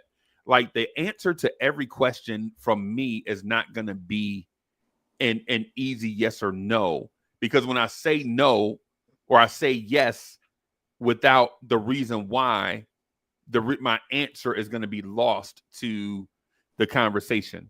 Do I love Anthony Simons? Yes, absolutely. Would I settle for Trey Mann? Yes, absolutely. Do I feel like they're similar? Yes, absolutely. But if you trade Mitch and Precious to get Trey Mann, now you have Cameron Payne, Deuce McBride, Trey Mann, all deserving to be in the rotation, right? And then now you're telling me that if I can't go out and get a guy, now I'm pushing Pacom Dadier into the rotation to play those Precious minutes. And he's not going to play the game like Precious plays it. He's not going to play it as a college center that's playing NBA big, right, in the league. He's going to play it like Euro shooting guard that's learning how to be on the wing, that's going to take up power forward responsibilities. So it's going to take time. If you like Dre, you understand where I'm coming from, right? Like when you put him in there, he's not going to be Precious. He's going to be the Euro guard that's learning how to. He's going to be the Phoenix Suns Boris Diaw, not the San Antonio Spurs Boris Diaw, but the Phoenix. Remember the Phoenix Suns Boris Diaw used to get the rebound and push it up the floor and let Steve Nash run around, and then he'll pass it to Nash and set the screen, and then next thing you know, they throw in the lob to Stoudemire, or Boris Diaw will go set the offset screen. You looking for the lob now? Leandro Barbosa is wide open in the corner for 3. That type of than if you ask him to play Euro big. At the same time, you understand that Pankam Dadie's defense is better than Ariel Porty's defense, right? So you're getting a point of attack defender in the rotation, but your rim protection is going to take a hit, and you're asking a new guy. You're adding a new guy to the rotation. So now it's going to take that unit some time to gel and learn to communicate based off of what they see. So if it was just one of those deals where if I could just pluck Anthony Simons off that team and put him here, absolutely, right? Does it make sense? Do as a homer, would I like to do it? Yeah. Even though I love Precious, I love Mitch. But if you're Portland, what do you need with more big men? Don't you already have the market cornered on one-dimensional big men? Right? They have the dude they just drafted. They have Time Lord. They have DeAndre Ayton. They have the dude that looked like Tyrone Hill. Hey, Fritz, what's his name? The dude that looked like Tyrone Hill in the face, the dark-skinned dude, the dude from Kenya. Dope. Yeah. I like him. I like him too, by the way. But you have him, and then to that mix, you're going to add Mitchell Robinson and Precious Achiuwa. Like, so what does Portland gain out of it? So you know what I mean? So when you ask me, absolutely, Anthony Simons fits any NBA team, right? He fits any NBA team. But what do the Knicks look like after that? I think you got to, if you do that, you have to trade away Cameron Payne, and I don't want to do that either, because you can't have your 3-man rotation off the bench can't be all 6'3" guards and under that want to shoot. You know, do you in that case, do you send Josh Hart to the bench? No, you can't send Josh Hart to the bench to play with them, because if you think Josh Hart has defensive lapses, wait till it's you wait till you see Anthony Simons, bro. You know, that's Fritz. I think that the trade that makes the most sense for me. I was trying to save it out. I hit up Dre. I wanted to do a show after we won the Emirates Cup. I was going to ask Dre to do the show with me after we do the Emirates Cup. Mm-hmm. But since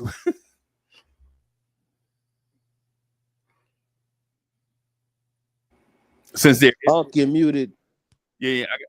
So Dre, since there is no Emirates Cup this year, I have the trade that solves everything. Okay. You ready? You ready for the trade that solves everything? Yeah. Yep, we ready. Drum roll, please. The Knicks trade Mitchell Robinson to the Chicago Bulls For Patrick Williams. No.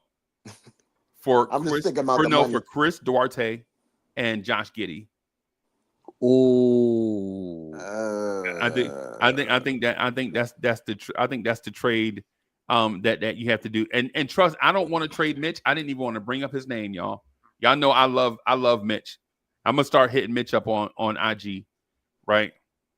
But I think that trade right there shores up two things off rip, right? The conversation about the broke shoulder dude. Hopefully he can come back and be whatever. Nah. Chris Duarte is the dude that can come off your bench in the right system, play those minutes of the shooter off the bench that can knock down open shots, right? Josh Giddey is the guy that when teams run junk defenses at the Knicks, right? Then Josh Giddey is your tertiary ball handler that can invert the floor and work away from that set defense that can get looks for OG and Karl Anthony Towns. Now, I hear the calculator guys slamming their calculators into the wall, right? Because they wanted to get a haul for Mitch, right? But you're not going to get a haul for Mitch. right? I'm not anticipating a haul. That Uh, the description you're giving is a haul because they wouldn't trade Giddey for him in the first place. That's where we may not be totally. So I watched this dude named Hayes. He does the Chicago Bulls stuff. He does the Bulls Central thing on YouTube. And so I've been watching him for about 2 years. The Chicago Bulls have an issue. And Fritz, this is just something for consideration. And if there is a source that you need, I could be the source. If somebody asks, if you tell somebody and they come back to me and be like, yo, Fritz said such, I'll be like, yep, I said it. Right? So here's the thing. The Chicago Bulls have an issue playing Josh Giddey, Zach LaVine, and Kobe White together. That combination doesn't work for them for one reason or another. Now, Zach LaVine and Josh Giddey works. Josh Giddey and Zach LaVine works, but Kobe White and Josh Giddey don't work. Right? For them, whatever it is that they want, they have a 4-guard. I don't know why I do that. I always say a number and put up the wrong number. Right? I'm sorry about that. I'm sorry. Broad man from the fifth floor. Hey, Maud, you got some sandwiches. Yeah, but anyway, they have a 4-guard rotation, right? Of Ayo Dosunmu, who they love, Kobe White, who they love, Zach LaVine, who they would ship him to Timbuktu if they could, but they can't. They're stuck with him, right? So they have those 4 guards that 2 of the guards, they just can't play together, right? And because and then when they do play together, they have an issue playing with the young fella. Fritz, what's their draft pick? The young fella that should have been the number 1 pick in the draft. Who we talking about? Chicago, the Chicago rookie they drafted this year. Oh, yeah, he's like the small forward, the one that got hurt. Was hurt. Yeah, but they won't, for some reason, they won't pass the ball to him. They only pass the ball to Patrick Williams, who I think is either coming back from injury or he just got hurt. Anyway, there's an injury issue there. Buzelis, Buzelis, he's hurt. Yeah. Matas Buzelis. Yeah. And so the thing is they are going to have to move because the Bulls right now, believe it or not, based on the Chicago Bulls chat, and this is me being in their chat. This is me in their chat with Chicago Bulls fans, right? They are saying out loud that Kobe White looks like a 6-man. He's not a starter. Right? That's the Chicago Bulls chat saying that. Now, is that the Chicago Bulls organization saying that? I don't know. It's just how they view it. Yeah. The fans are saying Kobe White is a 6-man, right? They're saying all the stuff that happened last year was, now that the league has film on Kobe White, he's going back to the old Kobe White, right? So if you're the Knicks, you probably won't have enough to acquire Kobe White, right? Because they're going to want at least a top 20 draft pick for him, a draft pick in the first round, right? Like top 20 protect. I mean, probably, Fritz, what gets them in a top 20? What is it, like top 10 protected or something? They take like a top 10 protected first round pick for Kobe White. Yeah, right? Or something that's guaranteed to be in the first round this year. Yeah. Like They're going to want a good first round pick for Kobe White, right? Because he's locked in for what, 2 more years after this? I believe so. But here's the calculator in my head. Where are you going to get the money to pay? Yeah. Where are you going to get where are you going to get the money to pay Giddey? If you're going to give up something of value for Giddey, you want him back on your team the following year or years. I was just going to say, you're not picking him up for him to just drop him off as a free agent. And we don't even have $20 million to give him a year. Right. So where are you getting it from? But that's not what you're doing. You don't need. Are you trying to use him as an expiring? As a rental? Yes. A rental? Yes, absolutely. Because in theory, that's what you're using Mitchell Robinson for right now. Yeah, his contract's up soon. No, Mitch has another year. next year. Yeah, Yeah. Mitch has this year and next No, year. but Giddy is this year, and it's it. And Yeah, then no, but that's what I'm saying. Like, you get unless him you can now. get him to sign Yeah. a 1 year, but But No, the thing, but that's not even what I'm trying to do there.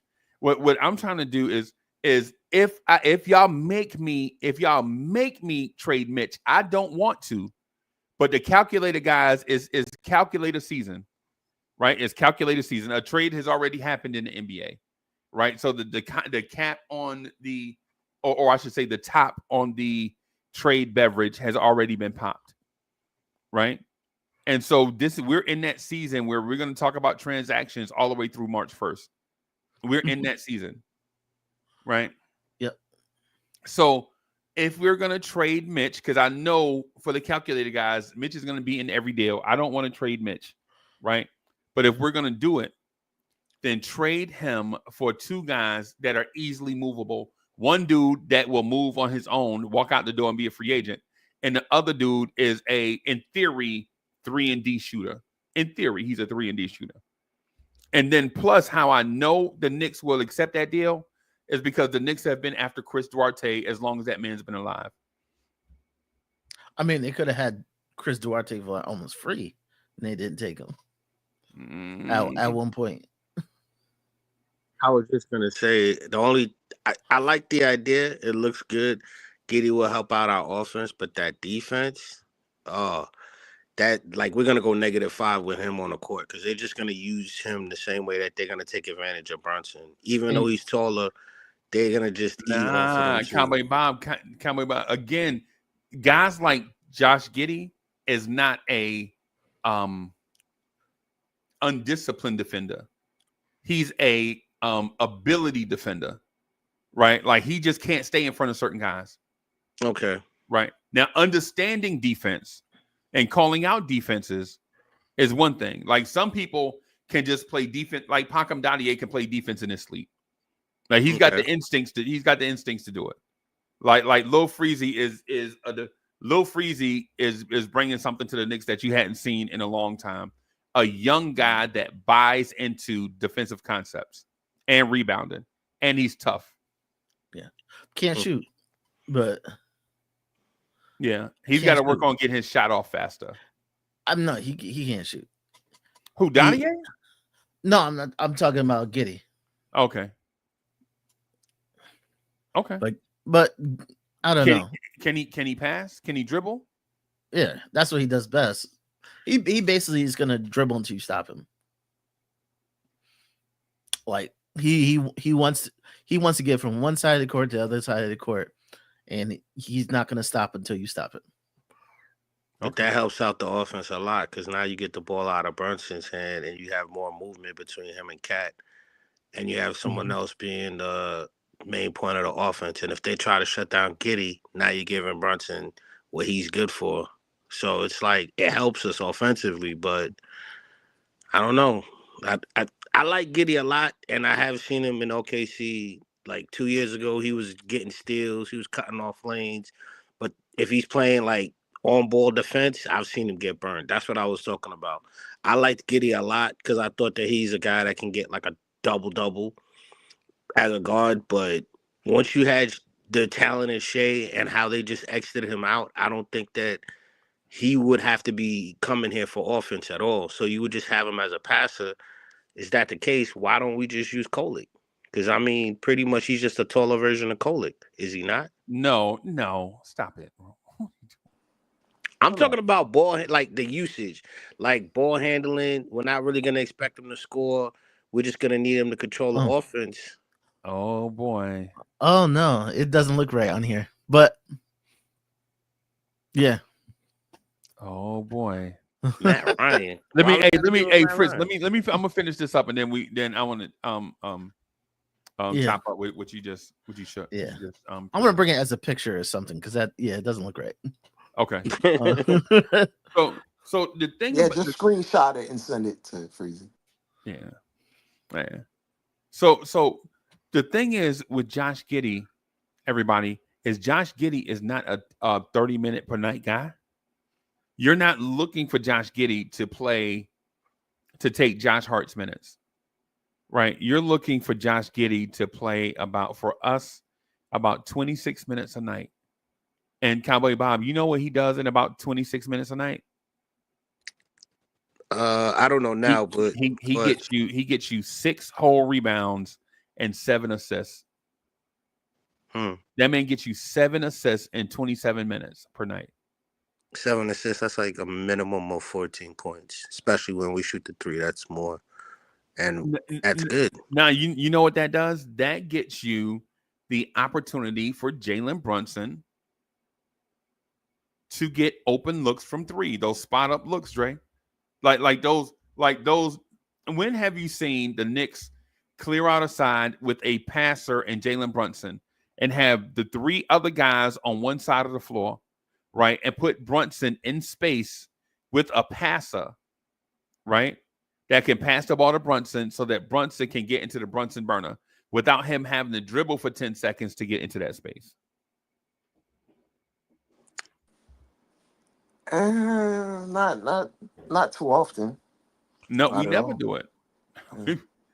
Yeah, but my thing is like the only time we really do like rentals is we usually use that guy to flip him, like we did with Bogdanovich, for example.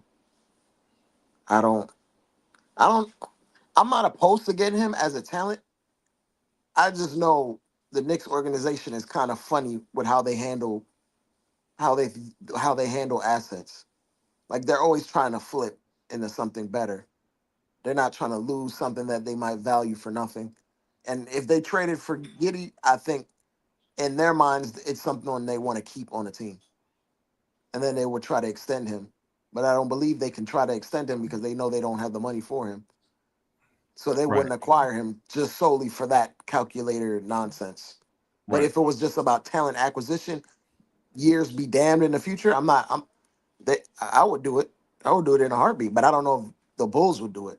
See, the thing that we don't take into account. My bad, Fritz. I'm sorry. My bad. I didn't do that. I was trying to remove the joint. My bad, bro. Not Dre. I don't think that we can take that stance on that now. And the reason why they haven't been in that mode is because they've never been in this situation before. They've never been in a situation where they're looking for the final piece to a puzzle. Right? Honestly, the Knicks have always been in search of the puzzle itself. Not even how to put it together. Now that they have it all laid out and know how to put it together, they're looking for the finishing piece. One of the finishing pieces is a 6'6" shooter off the bench that can knock down shots. Cowboy Bob, is that not what they're looking for? I think the search of the puzzle is similar to the search that OKC is on. And they traded Giddey because that search was 5-out offense.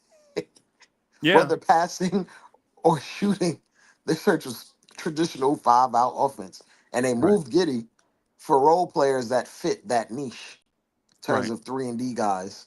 Right. So if we're trying to follow a similar blueprint to OKC, we wouldn't value what Giddey is. No, we're not doing a similar blueprint to OKC, because OKC, in theory, if they might try to run, we might try to run something similar, but they'll be trying to run it differently than us. They have big, strong, ball handling, athletic wings that can get anywhere on the floor that they want to at any time they want to, and they leverage that with shooters. That's how they do it. They leverage. But they wouldn't be able to be as effective as big, strong ball handlers if they weren't surrounded with 3 or 4 guys that can shoot. Right. But at the same time, we can't make that point and then understand that Alex Caruso and Kason Wallace is in their rotation. Yeah, as guys that in the past as defenders, and guys that can shoot. In the past, what's his name shot 40% from 3 last year? Caruso. Kason Wallace was drafted as a guy that can shoot. Yeah, he was drafted as a defender first. Both. He wasn't. Dre, no. I'm in South Carolina, bro. I saw that man play. No, bro. I saw that man play, bro. He is not that. He has the potential to be that maybe in a year or two. But that man's on the recruiting trail, bro. They were comparing him to Gary Payton because of defense, not Gary Payton because of offense. Right? That man at Kentucky had limited on-ball skills. As a matter of fact, he was a point guard that played point guard sometimes. They had a point guard that played along with him because he was not that. He was not effective on offense. Can he become that? Absolutely. Right? But he may be headed that way right now based on the stuff that I saw. But not if I had to right now, if I had to give up an open look to either him or Chet Holmgren, I'm giving him the open look. I don't want Trey. I don't want Chet getting open looks from 3 for me. And Chet is 7 feet. That's my opinion, though. I think the Knicks 5 out is only effective on the nights that Josh Hart wants to be an offensive guy. All right, Freezy, I had to double check. Cason Wallace takes 4.2 threes per 75 possessions. That is a very high number. Maybe they're developing him as that, and he may not be that just yet. But if you're taking that many threes per 75 possessions as a role player, that means you're being developed as a 3-and-D guy, and they have faith in him. But I never disagree. I never disagree with you on the developing into a 3-and-D guy. What I'm saying is that right now, though. Yeah, he's not that right now, though. Yeah, he's still. Yeah, that man was Alfred Payton level shooter coming out of high school. That's high school. That's 3-4 years ago. I know what high school is, bro. I went to high school. I know what it is. I understand. But you don't do the develop. It's like you don't just snap your finger and become something like overnight, man. These guys. But he shot 41% from 3 last year. Okay, all right. As a rookie. Okay. Like he's very capable right now. Okay.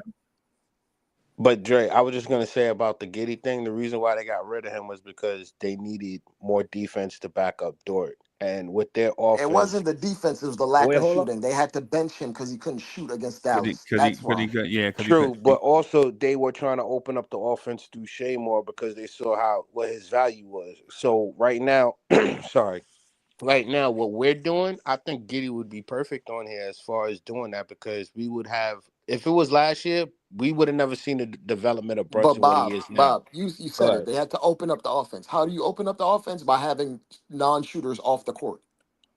But what I'm saying is they were taking the ball. They were taking the ball out of his hands and giving it to Dre. Shea. Hey, Dre, funny. He defended them. Hey, Dre, I just looked at that man is shooting 30% from 3 right now. This year, but last year he shot 41%.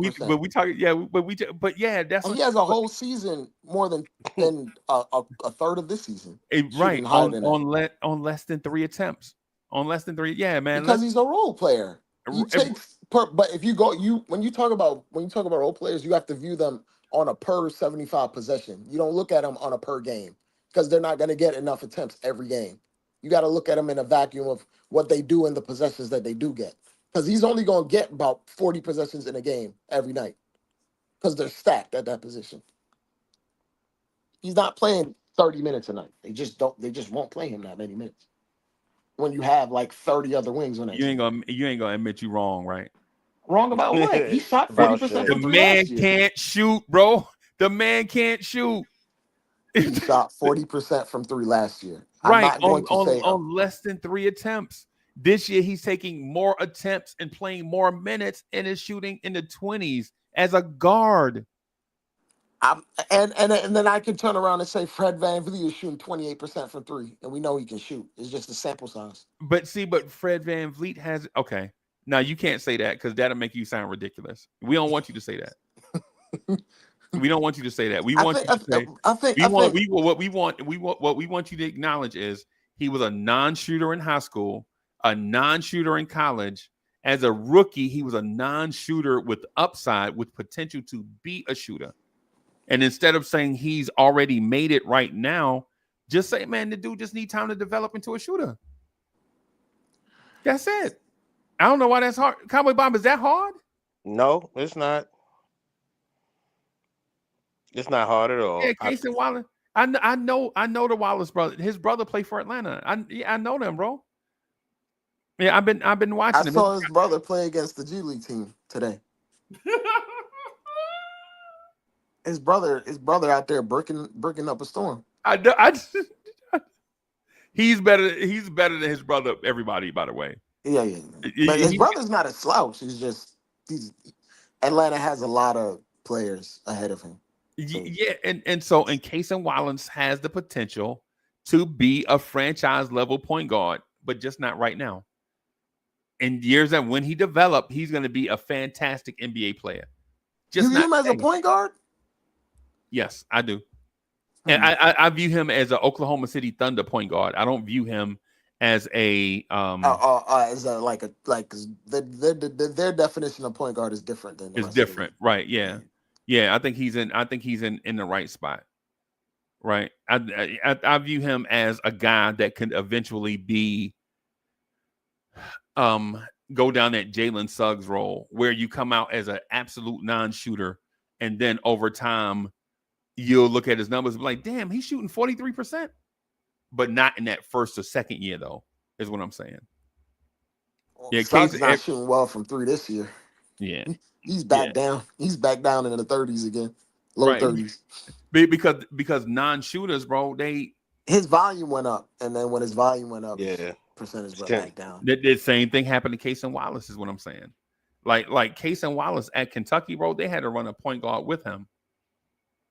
I forget the point guard name, but this is his second year, right? So 3 years ago, he was at Kentucky, and they ran whoever the point guard was that came out with him 2 years ago. Whoever that dude was, I can't remember his name. Fritz, you ready, bro? Oh no. No, we can skip that because we're talking about shooters. Because I mean, if you wanted to put, there it goes. Yeah, I had it. That's all I was. Oh yeah, we were talking about shooters, but when we were discussing like this trade, we were talking kind of about defense. Oh, actually, using Josh Hart less because Josh Hart 40 minutes a game, too much for Josh Hart. You would start Matisse Thybulle over Josh? No, maybe start Josh, but kind of alternate them. Like Josh comes out the first 5 minutes. Yeah, but Josh gets his 25 minutes a game, and then Thybulle, helps out. I wish Tibbs would actually dial him down to 25. Has Josh just played 25 minutes at any point? No, not since he's been here, bro. He's on a 25-minute per when night. he first got. I feel like when we were first healthy, got here, he played down. Didn't he get thrown out of the game? Wasn't that at 25 mark? Last year when we were kind of healthy in the December, January area. Yeah, I think like January. Yeah, but Yeah, once but that was when OG hit, went out though. Yeah, that's why he had all those minutes. I was gonna say, didn't he get thrown out in the third quarter? quarter when he got ejected? Wasn't that the third quarter? I didn't know Matisse Thybulle was on the Hornet. Wait, no, he's on. It's a three-way trade. Never mind. He's on Portland. He's in Portland, and he's in currently. Okay. But yeah, gotcha. Mm-hmm. Matt Ryan do outrageous. What's the session with Nick Richards? Is what I have. I don't know if Portland would take Mitchell Robinson though, because they already got like. In like kind of the asterisk is on this is that they would have to get rid of another center. They're getting up a center in here, but they would have to give up another center at some point. That other the one that was from Boston, Tom Lord. Because the way it's looking, it may not be this year, it may not be next year, but that center they drafted from UConn is going to be their starting center of the future. Mm-hmm. Klingon, yep. They just buying time with his development so they can get Ayton up out of there, maybe next year. Yeah, and then let him take the reins. Yeah, and the reason I had this is because Thybulle is a guy they absolutely don't really need because they're not in the spot where he's kind of a finishing piece, and they have a couple young guys they just want to get going. So I think they would take Thybulle out of there. They need to trade Shaden Sharp, bro. And Scoot Henderson. They need to get them lottery busts out of there, bro. They going, you know what they're gonna do? They're gonna trade Grant, They're gonna trade Aiden eventually. Maybe not this year or the summer, but maybe next deadline next summer. Mm. They're gonna pay Shaden when it's time. They're probably gonna move Anthony Simons and try to Yeah. figure out what they have in that guard that they just drafted last year. Yeah, they got to figure out what these young kids could do. Yeah. So I think these What is veterans Shaden got to Sharp? get out. What is Shaden Sharp? Why would they sign? Why would they re-sign him? Because his potential is kind of limitless, just from a talent perspective. Will he ever figure it out? Probably not. Well, maybe not. Who knows? But from just aesthetically, how he play, he kind of is like a T Mac clone in a way. Whoa! What? Whoa! Physically, Whoa. not. He's not established. Wait, what? Like, you He's gotta not express or established. He's not elaborate, established. please. But I'm just strictly talking talent and ability. He has limitless range. He can jump out the gym. He can create a shot at any given I, point. He's just not a defender. He doesn't have the consistency. But if we're talking about talent, he is like 98th percentile talented in the league. Straight gifts, like gifts. There's only but a few players that can do the things he can do on the court. And I'm being very serious. But there's a lot of talented guys that don't ever figure it out. So you just compared a man to T Mac. Like, so I don't think. Nah. I think It, he's comparing them more to Cam Reddish. yeah. Where you have a Okay. lot of, it looks Cam Reddish good. is not nearly as explosive as this No, but kid. I'm saying it looks good, but Yeah. does it translate? No. Okay. That makes more sense to me because when you He's say not T 6'4". Mac, okay. He's not 6'4". He's All taller right. than that. All right. That makes more sense. Thank you, Fritz. Yeah. Yeah.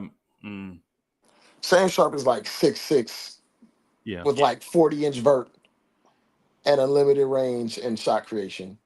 But T Mac, like the It's the reason why he went that high in the draft despite like not even playing in college. Yeah. Wasn't he like number one in his high school class or something like that? Yep. Yep. Like I'm not talking about his talent. Like we know what his talent is. Will he ever reach those heights? Maybe, maybe not. There's a lot of guys that come into the league mega talented, a Zion, for example, and never maintain it or reach the heights that you thought they were going to reach. But if we just strictly talking about what they can do or like their potential, there aren't too many guys that are more talented physically than him. But you could say something like that for Anthony Simons in the combination of being a big guard, height wise, explosion, can Right. create your own shot. But has it translated to wins? No, not necessarily. And you like Anthony Simons.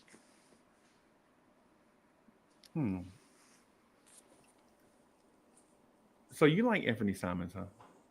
I like his game, but I don't know if it translates to winning though. Would you trade Mikal Bridges for him? No, no. I wouldn't. Unless you're are you with this idea of sunken costs and you just get rid of a guy because you find another piece that fits better and you just whatever, it's fine. We gave him 5 picks. No. No. I mean, I'm not with it either. I wouldn't do it. I'm in. I think what's old becomes new again. Mm, I'm in that mindset. Right. Like if you remember, in 1972, right, there are models that came out were better than the 68 GTO. And so the yeah. GTO stopped selling just because new models cars started coming out and they just were more functional. But then as time went on, people started to value that 68 GTO more and more, right? I like the 67 GTO, right? I don't like the 68 GTO as much. But to the point that I'm making about what was old becomes new again, that'll be my stance on it. Fritz, why do you want to trade Matt Ryan, bro? Oh, that 1.9. Oh yeah, get it out of here. February 3rd. If you get all the way to February 3rd, you can trade him. I You thought think because they said what they said Salmon is on the way back pretty soon. Yeah. So I think right now, like I kind of mentioned that, but um, the way it's constructed, they can axe Matt Ryan and then pick up Shamit. But I don't know if they're gonna make moves before that. I think the move to be made if the calculator guys get their way, right? If the calculator guys get their way, I think the move is Mitchell Robinson. Right. Yeah. Now That's my guess. I don't want to trade Mitch, right? Right. Oh, look at my guys. Nick Yak says 67 to 69 Camaro. I owned all three during my. Yeah, man. You talking about man, Nick Yak? What you know about muscle cars, bro? Your young days. I thought you were younger than me. What? You had a 60s? Man, I'm impressed. I never had a Camaro. Man, my father worked for Ford Motor Company for 30 plus years. He ended up, I couldn't even have a Chevy Hot Wheels car, bro. I had to have everything Ford, bro. I had that Ford Falcon, Ford Fairlane, Ford Mustang, Ford Thunderbird. Yeah, man. But so Fritz, I think okay. So if I may, you mind if I put you on a spot? You mind if I draw an X on the ground and invite you to stand on it? Yeah. Take a shot. Okay. My thing is, the calculator guys promised me during the summertime that another major move was coming. And the closer we get to the point where that the chickens have to come home to roost, so to speak. Now the calculator guys are telling me that we should kick the can down the road again. And I told them last summer, like, nah, calculator guy, we ain't going to play this kick the can down the road game at all. Like, you ain't going to make me all these promises, and then when it come due for the promise, you telling me, nah, just wait a little bit longer, kick the can down the road. And so what I'm asking is, what big move is there for the Knicks to make that solves the calculator issues? Now, the on-the-court issues, I don't need the answer to that because I already know what needs to happen on the court. And yes, they are separate. These are two separate things, right? Right. What move is there for the calculator guys to put in place for the Knicks in order for the Knicks to successfully pull off the strategy that was promised? Well, I think in-house, the Knicks know what's going on with Mikal Bridges. Like, we don't know what his number is, what's going to take the summer. So I know the Knicks don't want to go over the second apron next year. Right. But the year after, it's a question mark. So the Knicks don't want to do anything where you don't know what the second apron is going to be. You can project it, but you don't know where it's going to be. No, they can project it. They can project it. Yeah, that's what I said. They can project it, but they don't know for sure. No, they kind of know where it is. They kind of know where it's going to be. Kinda, right? Yeah. Yeah, they know within a couple mil of where it should be. Approximately. Yeah, approximately. But they don't want to do anything where you're getting a guy you have to pay right away. So someone like a Giddey would be out. Like players who, they're a rental, and then they're gonna get you for some money. The Knicks are out on that. I think the Knicks are gonna get probably try to rehab somebody's value. Try to buy low. Maybe buy low on something. They bought low on Derrick Rose. Yeah. Try to buy low. So I'm asking what it is. Like you don't use the calculator to approximate. You use the calculator to be exact. No, right? I think the Knicks are going to be chasing it. They're going to be chasing. I think that the whole time the Knicks are going to be chasing the star trade. I think the whole time they're chasing star trades But I think what's going to actually happen is they're going to get a couple players who are good for 2 years. Like maybe 2 years, they're not going to make you pay. Cowboy Bob, you hear what he's telling us, right? It sounds like a rebuild or a He restart. telling me to stand the can up so it'll be easier to kick. Yep. Yeah, no, until somebody goal. break, until somebody break or Pelicans say, "Hey, we'll give you Zion for nothing." I don't want Zion. Oh you my know what? God. But you know what happens in 2 years? Like you know what happens 2 years from now, Brunson's right? contract. You got to extend Jalen Brunson. Yeah, Mm-hmm. yeah, but that's what I'm saying. For 2 years, they don't want to. In 2 years, you're gonna have to extend Carl Anthony. But it may be all bets Thank off. you. It may be all bets off in 2 years, where they're just like, "Hey, we're all in. Don't worry about the cost. We're just doing whatever." But for these next 2 years, Dre, but for these 2 years, we're not gonna do that. Dre, I need a translator. Can you translate for Fritz, bro? I don't understand that language. I thought we were doing that now. They're gonna target players that can come in and be effective, and then use them to flip. Like for example, Bogdanovich was a depressed asset. We used him to the best of his ability, and then we flipped him for Mikal along with picks. They're going to target players that are actual NBA basketball players that may have slightly depressed value, because that's the only way we are going to be able to acquire someone decent and then inflate their value and then flip them.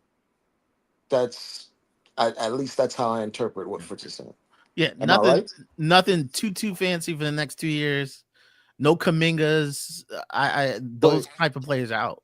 But won't we just keep paying if that's the case? Because he's on a 1-year Payne contract. is on a vet minimum. You could keep anybody on a vet minimum.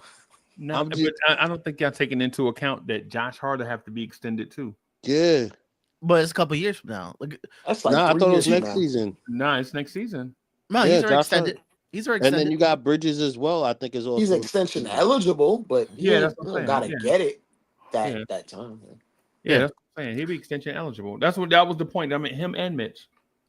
Yeah, Like technically, Mikal Bridges is extension eligible right now. That don't mean we extended him right now, or he wouldn't even take I think he chose to wait, right? Didn't he choose to wait? Yeah. So I think they're gonna get somebody whose costs are controlled this year and next year, and then the third year, I think you might see a little remix on this roster. But if that's the case, then why aren't we okay? I see you guys' point, but what I'm saying is if we're gonna take that time, why are we not using it to develop our players that we currently have for value? Blame Tibbs. I mean, we that's did a it with Tibbs RJ. question. No, Blame I was saying Tibbs. we did That's it a with Tibbs. RJ. We did it with Quickly. You know, if we're gonna do this, then we need to find a way to build up what we have to get more value. That's The a Tibbs calculator question. guys can do roster moves, but the calculator guys can't tell Tibbs nothing. I'm just In theory, Calculator guys can't force Tibbs to play. in theory, if you were we got so many players in the second round. If we played Dadier and we played Kolick and they had decent numbers, you know what they'd be worth? They'd be worth way more than they are worth now. And that's a Tibbs question. Nah, but see, that's the thing. The on the court stuff, I already know that stuff. Right. But the calculator guys promised me that a move was gonna be made. Remember pinching pennies? Remember 4D chess? Now, Uncle Freezy, you don't know what you talk about, man. They playing 4D chess, man. Brock Aller's a genius, man. Remember those conversations? No, but he did. He played 4D chess. Most teams got 2 max players. We got four players who are like near the top of their positions. Who could be max players, right? Yeah, 4 players who could be max players. Most teams don't have that. Right. A lot of teams can say that though, bro. That they didn't draft? That may be well, the Suns got Suns got in theory, but they're way over the second apron though. So not a lot of teams get that much offensive production out of their starting lineup ever. So not a lot of teams can actually say that. No, I get what y'all saying, but there are teams out there that are paying 3 or 4 huge contracts, and they regret some of it, like the Suns. Some of them do. Some of them put a banner in the ceiling. I know. Yeah. But Well, these penalties haven't come through yet. And when they come through, they're gonna hit hard. They're gonna hit hard. Now on these Boston teams. sold the Boston owner sold the team because he didn't want to pay that bill. No, but it's more than money. Like after this year, their draft pick. their draft pick gonna drop. go to their draft pick going to the back of the draft automatically. Fritz, you think they care? You think they care about pick 30 when they got a thing in the ceiling that will never come down? When Jalen they're Brown gonna isn't care there, about it when Jalen Holiday Brown ain't eventually there. falls off a cliff. yeah. When Jalen Brown ain't there, they're gonna worry about it. When Jalen Brown ain't there, they still gonna look up in the ceiling, bro. I know, but that's what the Knicks want to be. They need these 2 years to be clear before they could just say, "Hey, we ain't gonna care about this balance sheet." But all right, 2 years you've lost probably 2 more years of Brunson's peak. Same thing with Cat as well, because for a center his size, isn't it around like 32 they start to break down? I know, He's but already you could say 29. you're competitive in those 2 years. Yeah, I guess the thing I guess where I'm lost at is, but the calculated guys promised me that there was going to be something done this year at the trade deadline. That's why we pinch pennies. No, who said that? The calculated guys. They didn't say that. What star are you gonna get with $20 million in salary tradable? This is what I said at the draft. $40 million. This is why I said just draft Ryan Dunn. And I was told, nah, man, they got to pinch some pennies, Uncle Freezy. They got to move back. And then Ryan Dunn would be here not playing, and then we'd be pissed off. But it don't matter because we'd still have his rights. We wouldn't be waiting for a dude whose shoulder is broken to come back and save our season. Well, then what if I say I like Pacom Dadier more than Ryan Dunn and we have his rights? I say good for you. Well, then the complaint then doesn't make sense to me then. Well, because it's not your complaint. I value him more. It's not your complaint. It's my complaint. And since we're on opposite sides, you're not going to see why I value having 2 22-year-old and younger defensive wings on the bench and then host a channel where the chat complains every day about defense. There's a perspective thing to it that I don't think everybody get. Every day that I come on the chat right there to right there on the right side of your screen, they complain about defense every day. Do they have the right to? Absolutely. Are they right all the time about it? No. But do they have the right to voice their opinion about that? Absolutely. But the thing is that Tibbs is going to give Fritz just real quick. The answer to their complaint can't be Matt Ryan and a dude with a dislocated shoulder. Who has the dislocated shoulder? Your guy, the calculator guy. Oh, the calculator Sherman. guy. Yeah. You mean the guy that's on a vet minimum? I don't care what he on. He shouldn't even be here. That's not stopping him being on the team drafting Ryan. It's a vet minimum guy. I was told that was absolutely the reason why he was here. Well, if we drafted Ryan, then we wouldn't have drafted 2 rookies. 2 more second rounders. We would just have 1. You wouldn't have Kolek. You would have McCullough. You wouldn't. You wouldn't have a rookie deal for Porty and Kev McCullough. Those are the dudes that if we did the status quo, right? The 2 first-round picks and the 1 second-round pick. If we just kept those 3 picks in place, right? Then and I get it. We would have missed out on Huck Porty or Kev McCullough, one of them. Yeah, Hartenstein was out. Would be out the equation. Hartenstein was gone anywhere. I know, but like at the time, he would have been out of the equation. Fritz, Hartenstein was gone, bro. Hartenstein was never in the equation. I know, but then there was a lot. Back, but there was a ceiling of money that we couldn't reach to, and we didn't think OKC would go that crazy. But it wasn't just OKC. Again, it wasn't just OKC. That was after Hartenstein. I know OKC is the we team knew we were going to get outbid. Y'all think? Let me. I'm gonna just because I feel like it's a double talk thing going on. Is Sam Presti a good GM or not? A good team president or not? Yeah. because if we say that Sam Presti just made a stupid move by signing Hartenstein to $29 million, then we can't say that this dude is a good team president, right? The dude outbid other contenders just because you don't know who all they were. Sam Presti was not just going to throw that money around. Sam Presti, we feel like the Oklahoma City Thunder organization, we feel like could be the gold standard of small market teams. Is that Cowboy Bob? Is that not accurate? Is OKC not the gold standard for small market teams? Yep, it is. Good with money. Yep. Find their own star players. Ton of draft picks. Great coach. Smart young head coach. Smart young team. Are they not the gold standard that small market teams should look up to? Yeah.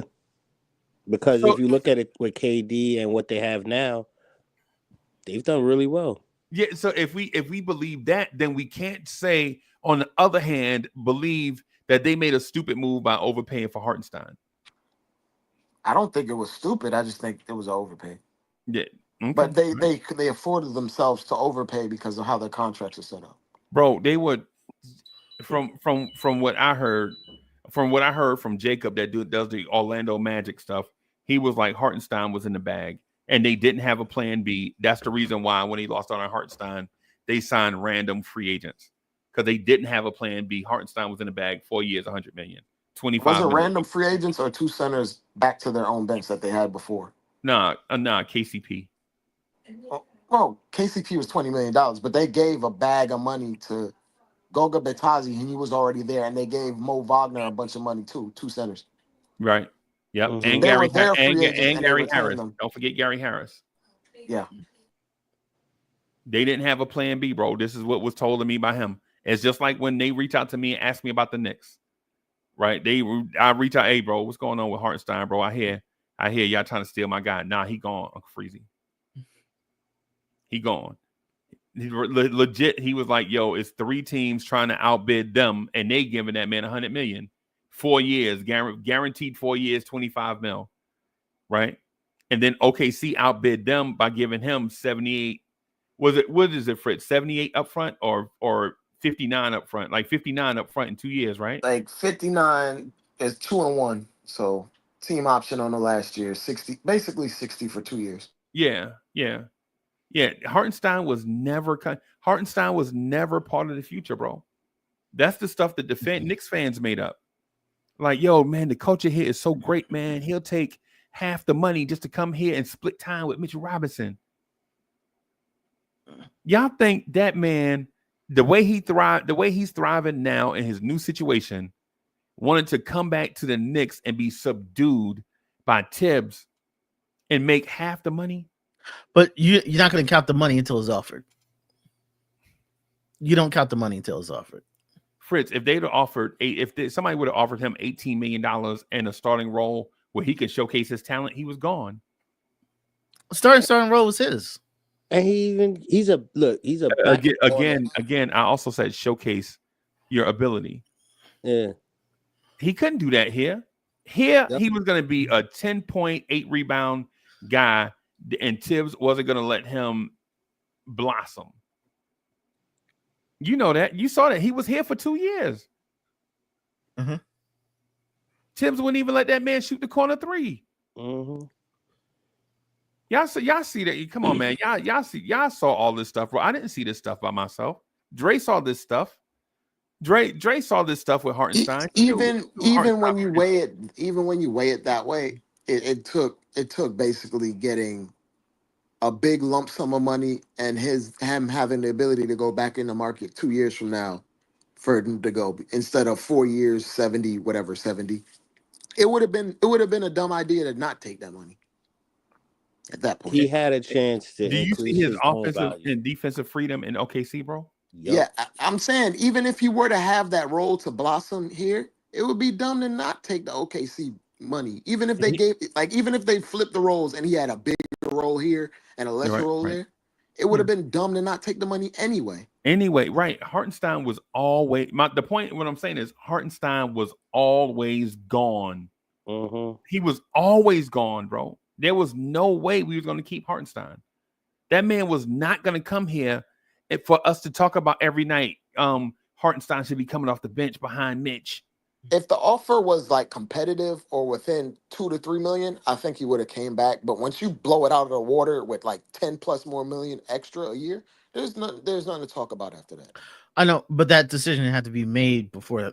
Yeah, like you actually have to let it play out instead of just No, assuming. they weren't letting that thing. It was in my mind, Cat was always the answer.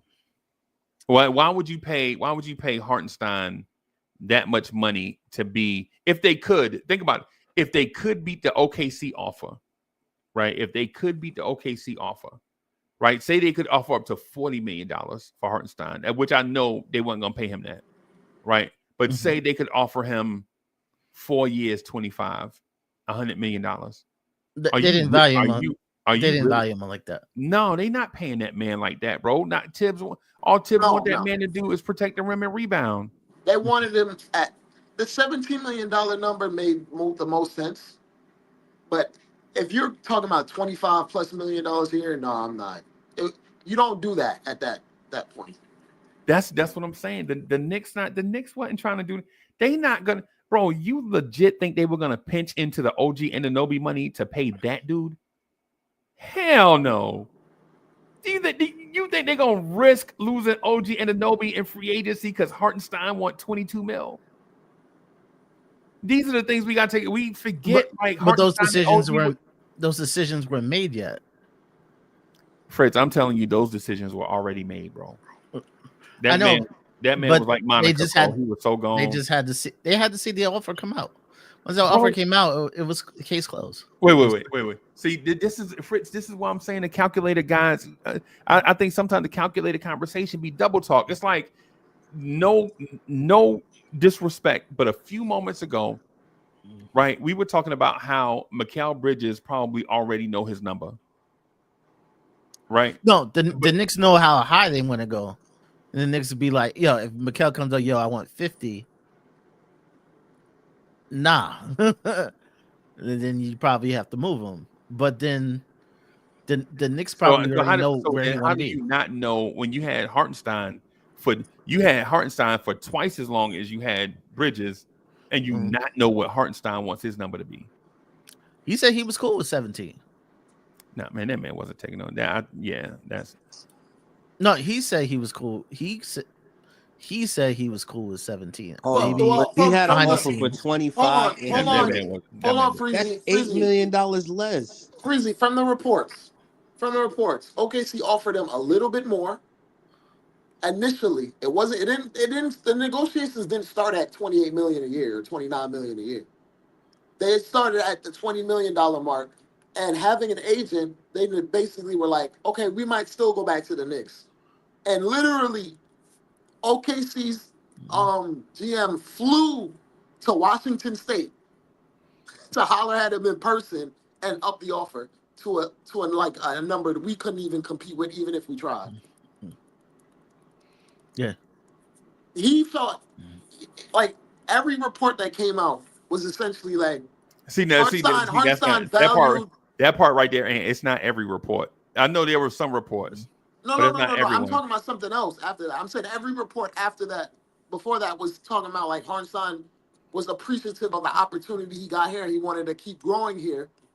But and that probably played out in the media that forced Sam Presti's hand to be like, yo, Sam Presti can't come to him with 22 million a year. You got to come to him with damn near 30 in order to completely flip it. And if you have an agent is going to leverage these things to push up the ante, and it worked. It worked out in his favor, because everything before was like he was leaning to come back, but if the money was right, ain't nothing you could change his mind about.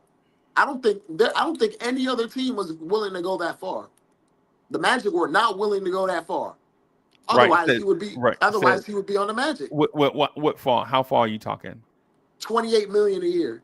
No, they would not. No, bro, I say this just about every show. Their offer was 4 years, $100 million. That was their offer. They wasn't going over that. Well, in my mind, turning that down is stupid to me. Turning that down over the OKC deal is stupid to me because of income tax like having that money like locked in terms of it. But I mean, either way, it's not a terrible idea because 2 years from now he's back on the market looking for another bag, Yep. as opposed to staying there. But no income tax, you still get another 40 million. Either way, you don't lose, but He there's wasn't nothing to really. either way. He wasn't coming back to the Knicks. And the other thing too that y'all didn't take that y'all don't take into account, bro. There were other teams about to lose their center this same summer, and so every team that had a center that was a free agent was looking at the other centers in case they lost their center. Yeah, and Magic were like, I'm gonna just sign our 2 centers back and bring them back right now. Right. Because if you know, They did it real quick. If you notice, after Hartenstein signed, Yep. they made like 5 signings within 3 days. That's how they got Gogo this Yeah, As soon as Hartenstein Boba signed, on 2 years, like 20 million. They did the same with Mo Wagner and kept it pushing. bro. Because I heard there was a team that was after what's the Brooklyn Center? There was a team after Nick Claxton. Yeah, there was a team after Nick Claxton, bro. And if then they Nets overpaid him. Yeah, and if they lost him, I think now I'm not saying Hartenstein would have signed with Brooklyn. What I'll suggest, and I'm suggesting this at a low level. I can't guarantee they did. I don't really mess with the Brooklyn dudes like that because they don't talk ball like that. It's always something crazy, right? I would suggest that if Brooklyn lost out on Claxton to Orlando, I would suggest that Brooklyn would have been in the Hartenstein sweepstakes at some number. I don't know what that number is, but I think he would have appeared on their radar. Right. And if y'all remember, too, Indiana spent a bunch of money. Indiana spent a bunch of money on bigs also. OB, Isaiah. Did it bring Isaiah Jackson? Yeah. See, they didn't spend Jalen Smith. Wiseman. They spent a bunch of money. They didn't spend a lot on Wiseman. They gave him like a vet min, but no, I'm not. But that's not what I'm saying. You cut me off. They didn't spend a bunch of money on one guy. They cobbled together the Hartenstein contract for like 3 guys. I think they cobbled it together for like they re-signed Obi, right? Yeah. So they re-signed Obi at like I think it's like what is it, 14 million or something? 13, yep. 13 something million. Yeah, and then they cobbled together a bunch of big man contracts. So the end number is instead of one guy at 29 million, it's like 4 guys at like 20 something million. And so they still spent money at the center position. Mm-hmm. So Hartenstein, I think the romantic part of it is Hartenstein really wanted to stay, and the money dragged him away. If the Knicks could have, but in reality, that man's stock was suppressed. Right, his stock was suppressed. He got offered less money, and teams offered him a better opportunity. It's just what it is. And he got a better opportunity, more money, and went to a great culture. If only Leon Rose had the foresight to do a 2-1 deal with him instead of just a 2. It's not even that. He could actually do better in OKC than he would here. Because look at the situation we have right now. We probably would have never had Cat. And he was still coming off of an injury. Just smush your point, bro. He just smushed your point in the ground, bro. Yeah, Dre, you heard him? I don't know what that got to do with anything. What I said. He was just coming. He just mugged your point. I'm just saying, we got Cat. I'm happy. I don't think we would have got Cat. And I'm saying, the thing I'm saying is, if we gave Hartenstein a 2-1, we probably still could have Cat. Yeah, we wouldn't even be having this conversation right now if it was a 2-1 type world that we existed in. But we don't. Right? Giving Isaiah Hartenstein at the time was a gamble. That was a gamble when we gave it to him. And what happened is we developed him. The gamble paid off. We just couldn't keep him. No, we just couldn't keep him. Hartenstein was always gone. I know the calculator guys want to think in a romantic world with somebody playing a violin and bringing you some very chilled Caribbean drink on some beach somewhere that Hartenstein would come back. Nah, Hartenstein wasn't never coming back, bro. The writing was on the wall. No, I think the way it played out, no, there's no way he was coming back. But I think he probably needed to see it. He probably needed to see it. Leon Rose? Yeah. Nah, Leon Rose ain't need to see that, bro. Nah. Fritz, I disagree with you, bro. Leon Rose is the most prepared dude. He's the most prepared team president we've ever had, bro. That man wasn't gonna roll the dice on Hartenstein. He wasn't gonna get this team this far and then have a happenstance occur. Yeah, Right. I think they have contingencies. I think they got more than one roadmap. I think they got contingencies on contingencies. So, and that may be accurate, but in terms of the center position, I think Cat was the plan the entire time. That's my view on it. Now, what do I have to back that up? I don't have solid intel to back that up. Now, that's one thing I can't point to a source and say that I have legitimate things. It's just a hunch. No, but they did say they were offering, they were making offers for Cat around the draft. So that's earlier. So right. Yeah. Yeah. I think that guy was.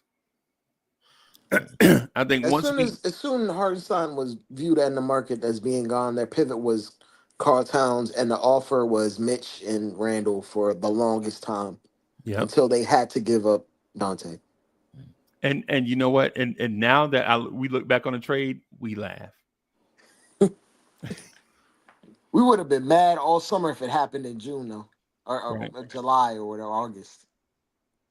Right. But Think about that, Fritz. Think the about suddenness this. of it didn't allow us to fester too long mad about it. At least the players that we gave up. Anyway. Mm-hmm. They gonna mess around and trade Dante for a bag of biscuits, right? Nah, I don't want Mitch. Give me Dante, and we ain't doing nothing without Dante. And you absolutely right. On the court, y'all ain't doing nothing without Dante. Y'all ain't doing nothing, right? But it is what it is, man. I mean, in terms of that. But the whole point that I was getting at is all the calculator machinations, whichever view of it, whichever version of it that you look at. To me, if the Knicks just had just listened to me, get Ryan Dunn, get Pakam Dadier, get Orish Shamshi, we would not be having this conversation right now. And I know people are like, who the hell is Orish Shamshi? That's what we say every year at the draft. Fritz, I don't know. Before I met you, I said, bro, if the Knicks don't leave the draft, these are the three guys that I wanted, right? Mm-hmm. I said the Knicks better leave this draft better. And this is when me and IKBM Dre first met. I was like, yo, the Knicks better leave the draft with this kid named Trey Murphy III, Kai Jones, and Trey Mann. I was like, yo, if the Knicks don't leave the draft with them, it's gonna be a bust. And the Knicks didn't leave the draft with any of them. And now we out here mad because Jericho Sims jump in the air and headbutt rebounds out of bounds. Well, Jericho Sims was what, last pick of the draft, though. 58. Yeah. He's 58. Yep. He was picked 58. Now remember though, the Knicks were in that draft. The Knicks were picking 19, 21, and 34 in that draft. Mm. Right. And at the same time, remember this, at the same time, the Knicks also had Obi Toppin on their bench, right? Without a clue of how to play him, right? And so what I always felt was you can trade the number 34 and Obi Toppin to trade up in that draft, and the Knicks didn't, and we wound up trading Obi Toppin for 2 second-round picks that are so nondescript, so indistinctive. You don't even know what year they are or what value they have. Well, we have bigger offers. We have bigger offers. Yeah. But it was a favor. It was a favor to top him. Yeah. No, I'm talking about the execution. Mm-hmm. Everyone we sent except for Ham Sandwich, Hammy Davis Jr. We Hammy sent Davis them Jr. places. We sent them places that they wanted to be or would use them. I still can't get over the fact that you said Sims is headbutting basketball. Out of bounds, bro. out of bounds. Think about this. At Jericho Sims' workout, he hit his head on the rim dunking. And instead of us thinking this dude don't have spatial awareness, we like, man, he jump high. He really frizzy. He really dribbles like Cream Bigums. Yes. Oh my God. Bro. He got the same dribble package. Oh my God. Dre, why is it that a dude, and I love Jumpman. Jumpman, if you watching, bro, it's all jokes, brother. Don't be trying to beat me up in public because I am nice with these things, bro. Oh, so damn. Just take my hand when you see me, right? But that man legit in his workout hit his head on the rim. Instead of us thinking, this dude just hit his head on the rim. We thinking like, yo, son, he just hit his head on the rim. But also on that broadcast, they said he would never play back. He would never play in the NBA. Oh, wow. like on draft night, they were saying he'll never play in the NBA, and he wasn't an NBA player. Right. And I like Sims at Texas, by the way. Lo and behold, Sims got enough tenure to get a pension from the NBA now. Yeah. And we're gonna re-sign him after this season. Oh no, we not. Yeah, Don't come on, I'm start that. gonna jump off the Brooklyn Bridge. We gonna sign that man. Please. We gonna sign that man to like 4 years, 11 mil. And when you see it, we gonna be like, yo, that man mad cheap. Yes, he's cheap. Wait, 11 mil for the whole 4 years? Yeah. Oh my God. No. Yeah. When you see it, I'm gonna be off the Brooklyn Bridge. Dre, I might be right next to you, like your co-pilot. Like we're going in for a hard landing. I'm gonna be with you, bro, because that's crazy. Oh my. He gonna be 30 years old without a functional dribble, and we talking about. All right, man. Bro, I'm saying, bro. Can't see that. I can't see that. Fritz, I'm saying. When that's what I'm saying. I don't know everything about basketball, bro, but I'm passionate when I feel like I'm right. Like when I'm like Dre in that respect. When I feel like I'm right, I'm ready to argue. Right? When I feel like I'm right. Right? Now when I don't know, I'll back up and cede the floor to people that are more informed than me and respect the research and their opinion.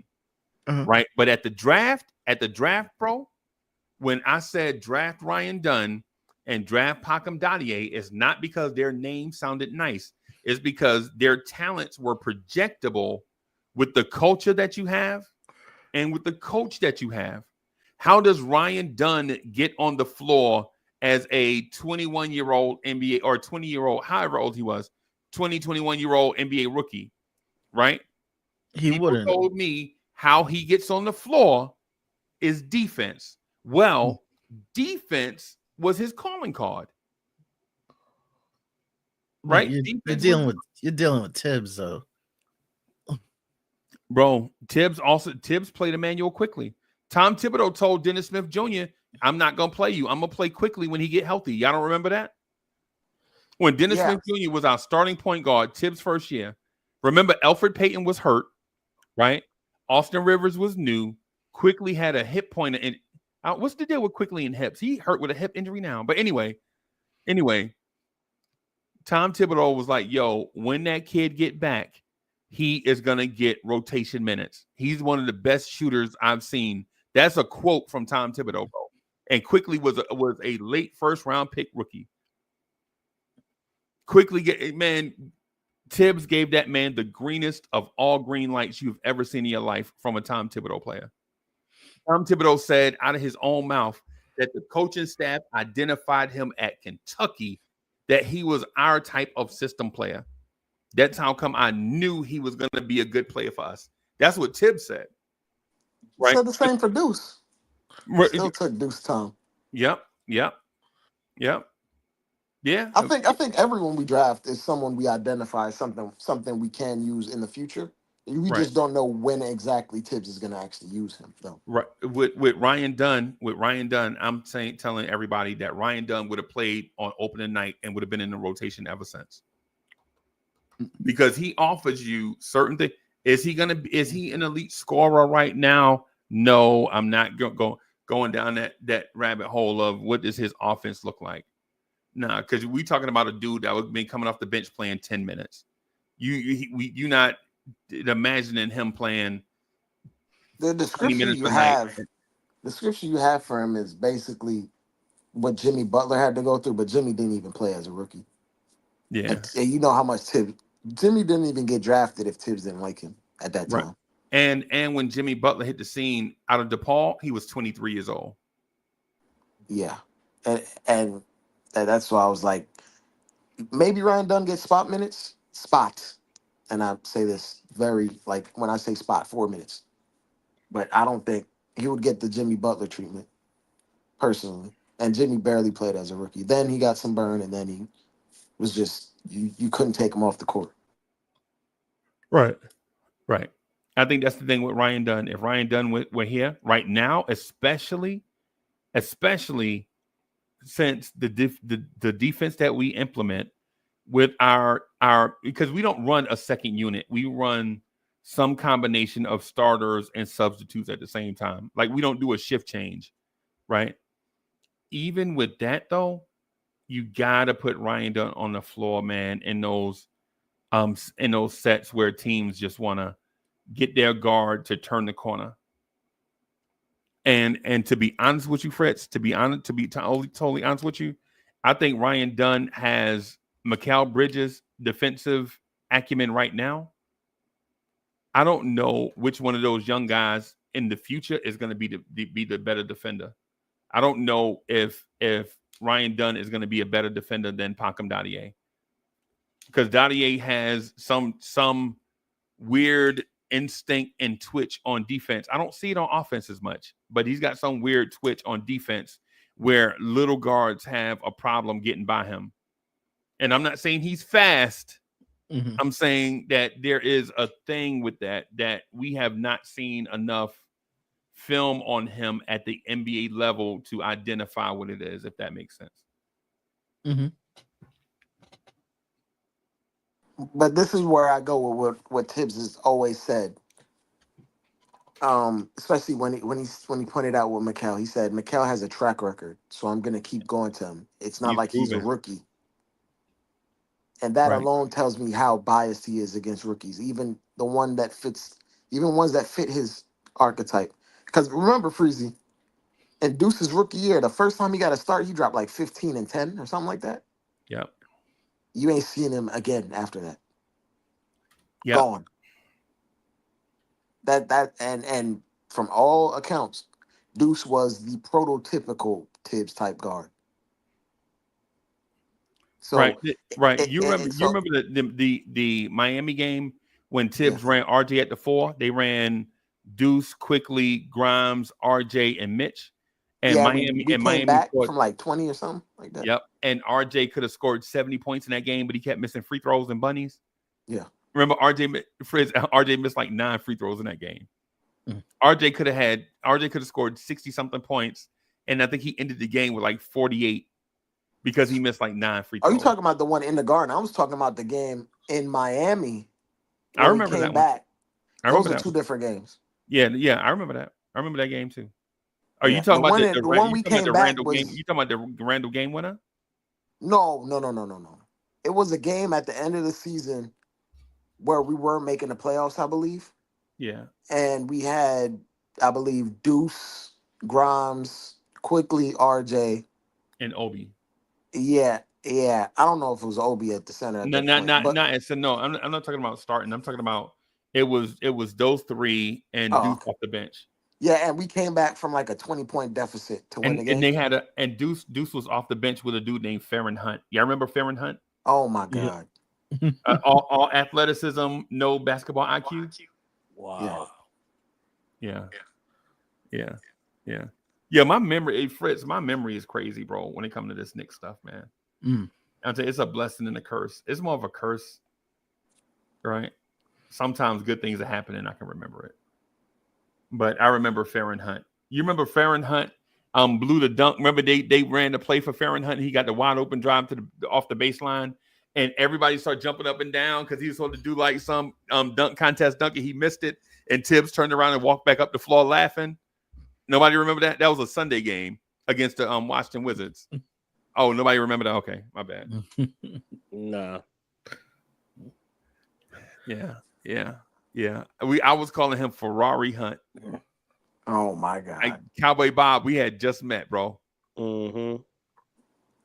Ferrari Hunt. That's Ferrari Ford Hunt. Oh man. He ain't no Ferrari. Name. Right. Ford Hunt? Wow, that's even worse. He ain't no Ferrari. Yeah, I remember his dunk on Portland in Summer League. Anybody remember we lost to Portland in the championship game in Summer League? Mm-hmm.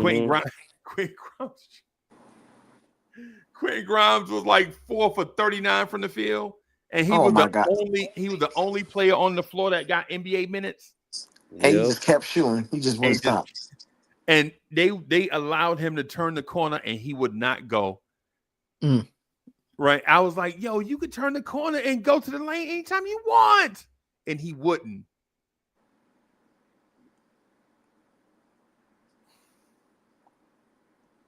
I think that's the reason why they ain't taking the chances on these That's rookies. the summer that.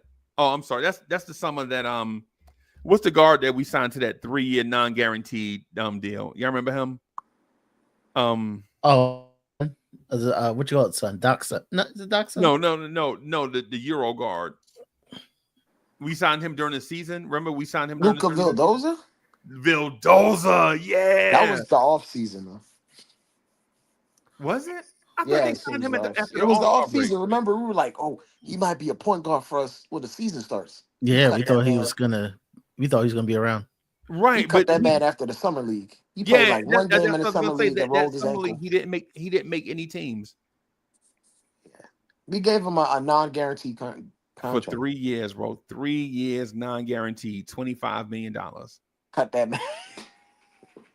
That man was trash. We gave that man a monopoly money contract. Right. And then teams were trying to outbid us. Remember that team? There was like a scramble. Oh, he's available. Like 10 teams trying to sign this dude. The Knicks gave him 3 years, $25 million. He got an injury and it was over for him. It was over, bro. It was over. And then how I knew he was gone, they took out all the fringe NBA players, and him and Rokas Jokibitis was in the backcourt. And I saw Rokas handles, and I would trade the rights of Rokas in any deal. I don't care. That's one of the Fritz. That's what I was gonna say. One of the things that we have in our favor is the James Nagy rights and the Rokas Jokibitis rights. I would always keep that in mind anytime I do like the trade scenario, because a team like Utah would be all over that, bro. Like what sweetener can you throw in? Hey man, we'll give you the rights to Rokas Jokibitis. And quite frankly, he won't be. I don't think he's an NBA player that's a difference maker. But teams like Utah will wait until they're ready. Like Utah, like those dudes out west, northwest, they'll wait on the dude to turn 27, 28. They don't care. They'll play them dudes, right? They'll wait. They'll wait on a Tony Kukoc, what's the other guy? Not Joe Ingles. Joe Ingles. They'll wait on the Joe Ingles, bro. They don't care. They got time for that. Yeah, man. So Fritz, you see how you got me away from the calculator thing, bro? Is there a deal that for the calculator guys to big deal? Something big deal? No, that's like obvious that the Knicks would do. No, there's not. I think there's just a lot of opportunities. I think the Knicks want to be third wheel on trade. Yeah, I agree with you on that. Shed money. That's what I think you want to do. Third wheel on trade. See who they could shake off a trade. Right. Try to shake off a second rounder for something. Yeah. Like New York. Would you take on a few extra $100,000 for these 2 second-round picks? Sure. As long as that contract coming off the books this summer, sure. We'll do that. That's what I think. Am I wrong? Am I wrong, Dre? You think they'll do that? No. Do what? Say it again. Take on a few $100,000 at the trade we deadline. We have to give up. We have to give up more than we take back. Yeah, like we're gonna probably consolidate. We're gonna probably remove more players off this roster while acquiring one, probably. Yeah. Like Miami just did that today. Like they cleared like $2 million off their cap sheet by trading Thomas Bryant to the Pacers for like a second round swap. I think the Knicks are gonna try to get somebody on a bargain. Trying to get somebody who's fallen out of favor, and hopefully they can rehab him. D'Angelo Russell makes too much. Also, a 1-year deal. We don't want anybody on a 1-year deal. That's why I keep saying like Cody Martin or something like that. Even worse. Because he's not worse. It's like $8 million and then $8 million next year. So what are you going to trade? How do you? That's what I'm saying. That's why it sounds like we're watching. That's why it sounds like we washing dishes. Like how do you trade for $8 million if you don't have $8 million to give up? You have to. You have to. I understand that. I'm saying how though. Somebody has to get traded. That's why Precious has to. That's why either probably Precious or Mitch has to go because they're the decent salaries that we have that are tradable. Why you hate Precious, bro? I like him, but bro. I was watching the show and it looked like you was gritting your teeth every time you said Precious. But okay, every time he said Precious name, he's like, yeah, that dude. Precious. Okay, so Precious, we're kind of in almost the Isaiah Hartenstein conundrum again. So we can bring him back 20 because we signed for 1 year. The raise. Yeah, but we kind of messed up by giving him 1 year because we can only give him a 20% raise unless we got cap space. We don't have bird rights. Nope, because he on the 1 year deal, right? Yeah. So pretty much if they keep Precious, somebody's gonna give. If Precious averages 10 and 10 per 36 minutes, somebody's gonna give him mid-level next year, and we gonna hold on to him. But I think I could have sworn Precious and Payne were both here to stay based off of their progression this season, how they both been playing. But how can you pay them? That's the thing. You can't pay them. You can't. That's what Fritz was explaining. That's what. Go ahead, Fritz. No, so isn't that I don't like him? It's like, okay, if he plays well and he's been playing well, like when you give him the minutes at the right position, if he hits open market this summer, he is going to get a mid-level exception from somebody, and it ain't gonna be us. Unless we win a championship. So unless the Knicks go on like some 8-9 game streak before the deadline, I think they'd be looking to trade him. Unless it just looks right. If it looks right with Precious and you can't give him up, okay, we'll ride with him for the year, but expect to lose him.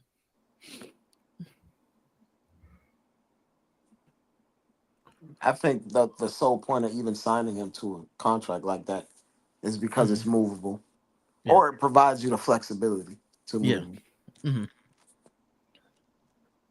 And it's kind of depressing because it's kind of depressing, and it's not that I don't like him, but it's just the situation. Bro, it seemed like you grit your teeth every time you say Precious name, bro. Yeah. Like yo, did Precious give y'all pink slips or something? He might have. When y'all talk about Precious, it's like Precious. Hey, Cowboy Bob, what'd you call it when people move into your neighborhood and take over your neighborhood and put Starbucks up? Gentrification. Did Precious gentrify your neighborhood or something? I mean, what's going on, bro? Or a hostile takeover. That man's like, Yeah, you know what?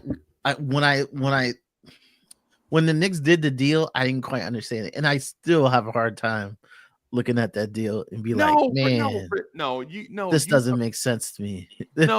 nah, man. When the deal happened, right? I remember calling you and saying, "Yo, why have they not re-signed Precious?" And you told me It's the last. they were gonna hold out. They have a promise with Precious.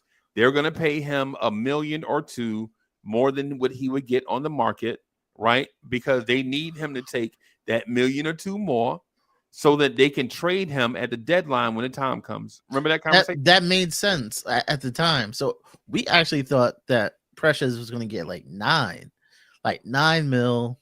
Nah, we no. No, Our but conversation, we thought he was going to get about $4 million. Remember?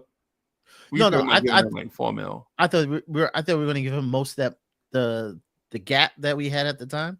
I thought they were going to give it most to Precious. Nah, the conversation we had, all the non-big name free agents were getting lowballed because the money dried up. Remember, we were like, "Yo, why did Valanciunas sign back for that little bit of money?" Remember that? Remember them conversations? Yeah. Like, and then there were guys that should be on NBA rosters. We like, "Yo, why these dudes ain't signed?" Because the money had dried up. That's why when Precious got $6 million, we were like, "Whoa!" No, I thought it was 6. I thought it was kind of low. I thought it was low. Okay. He actually took a cut. He made more money last year. Yeah. But that's because he was a lottery pick. Yeah. He made more money last year. Yeah. So I think I thought they were expressly gonna like flip him at the deadline. Like we were gonna go for 20, him and Mitch, and get someone in the 20s.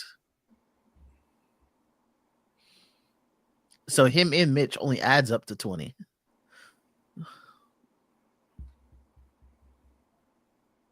But it kind of changed because like our rebounding is so awful that can you afford it? Can our game afford a loss of those two players? Who got more money, him or Andre Drummond? Oh, Drummond almost got minimum. Right. Yeah. Yeah, Biggs were not getting. No, but the thing is, 76ers didn't have money to spend. No, they can only give out minimums at that time. Yeah, and we were shocked that people were. Remember, they had like 5 spots available, and they could only give out minimums. Yeah, I know. That's what I'm saying. But what I'm saying to you is I'm talking about the market. I'm not talking about team cap.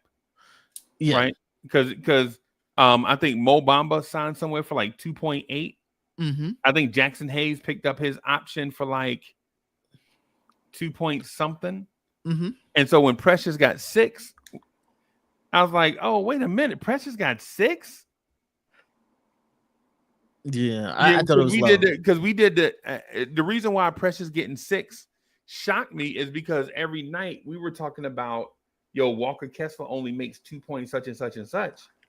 And if you trade for Walker Kessler, you can go out and get another center, and then you can have a 3-headed monster at center, and then blah blah blah. But I think the multiple years, yeah, I think a lot of people want to skip this year and then come back out next year. Well, yeah. Number one, the market is depressed because of the new CBA rules. Yep. So it literally is it's axed out the middleman, like it's axed out the middle class of the league. Yeah. Like if the rules were the same as it was 3 years ago, Landry Shamet wouldn't be on a vet minimum. Landry Shamet would be on another team on a fully guaranteed contract, rehabbing himself to get back multiple years. Like he would not be on a vet minimum, but because of the new CBA, it's kind of killed the guy that makes 12, 13 million dollars. It's harmful to have that kind of guy if he's not a super productive player. Right. Because it's either max players or rookie contracts or vet minimums that are taking up the majority of their contracts right now. Unfortunately. That's why Precious at 6. Precious makes double the money Walker Kessler makes, and Walker Kessler is 3 times the player Precious is. But But I he's on have rookie to. contract. Yeah. Yeah, it's the rookie contract is But why. but y'all not listening to what I'm saying. I understand that. I know who Walker Kessler is, bro. I watched him at North Carolina and at Auburn. I know he's a young player. What I'm talking about though is specifically the dollar amount and how it fits in your salary cap. Is yeah, what I'm how it saying. fits. Yeah. Yeah, that man makes $2.9 million, and if we were able to pull off that trade to take in that $2.9 million, we would We would have a still lot.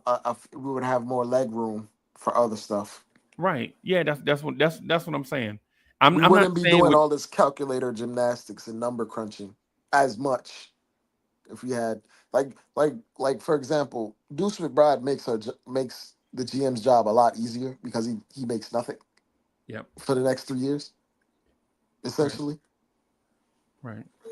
If you had to pay him on open market, or if the CBA wasn't the way it was, he'd probably be on like a $10 million a year type contract. Yeah. Right now he makes 4.7, and I think he'll be in that range for the next 2 years.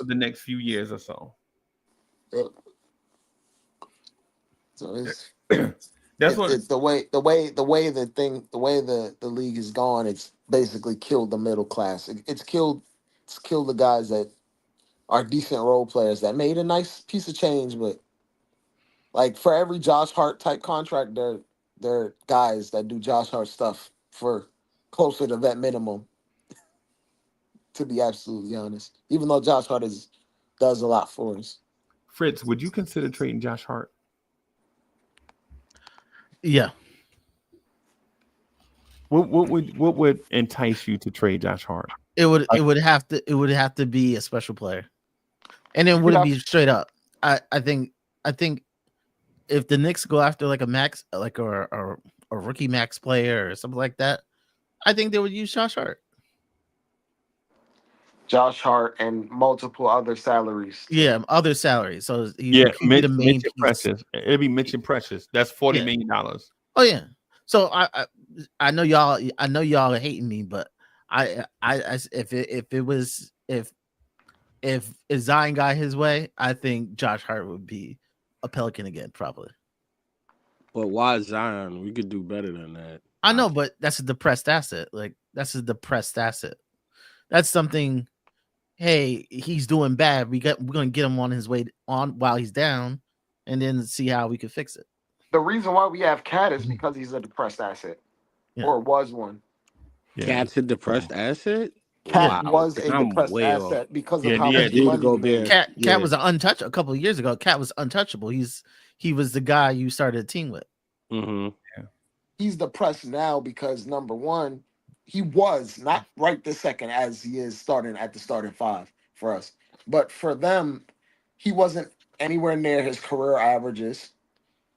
He was played out of position. He was at the 4. And they regret And, that. They and he regret the made contract. $60 million. He made a ton of money. Like if we're talking about production for salary, paying him that much money to be a 4 next to another center, it's a waste of money. And that's how definitely in today's NBA for sure. and that's how he got viewed as depressed. Because I'll put it this way: if Cat was playing like 25 and 13 and 3 assists for the Wolves last year, you are not getting him for Dante and Randall. Period. Yeah, so it kind of worked out in our favor. You're not getting him for Dante, Randall, and somebody else's first round pick.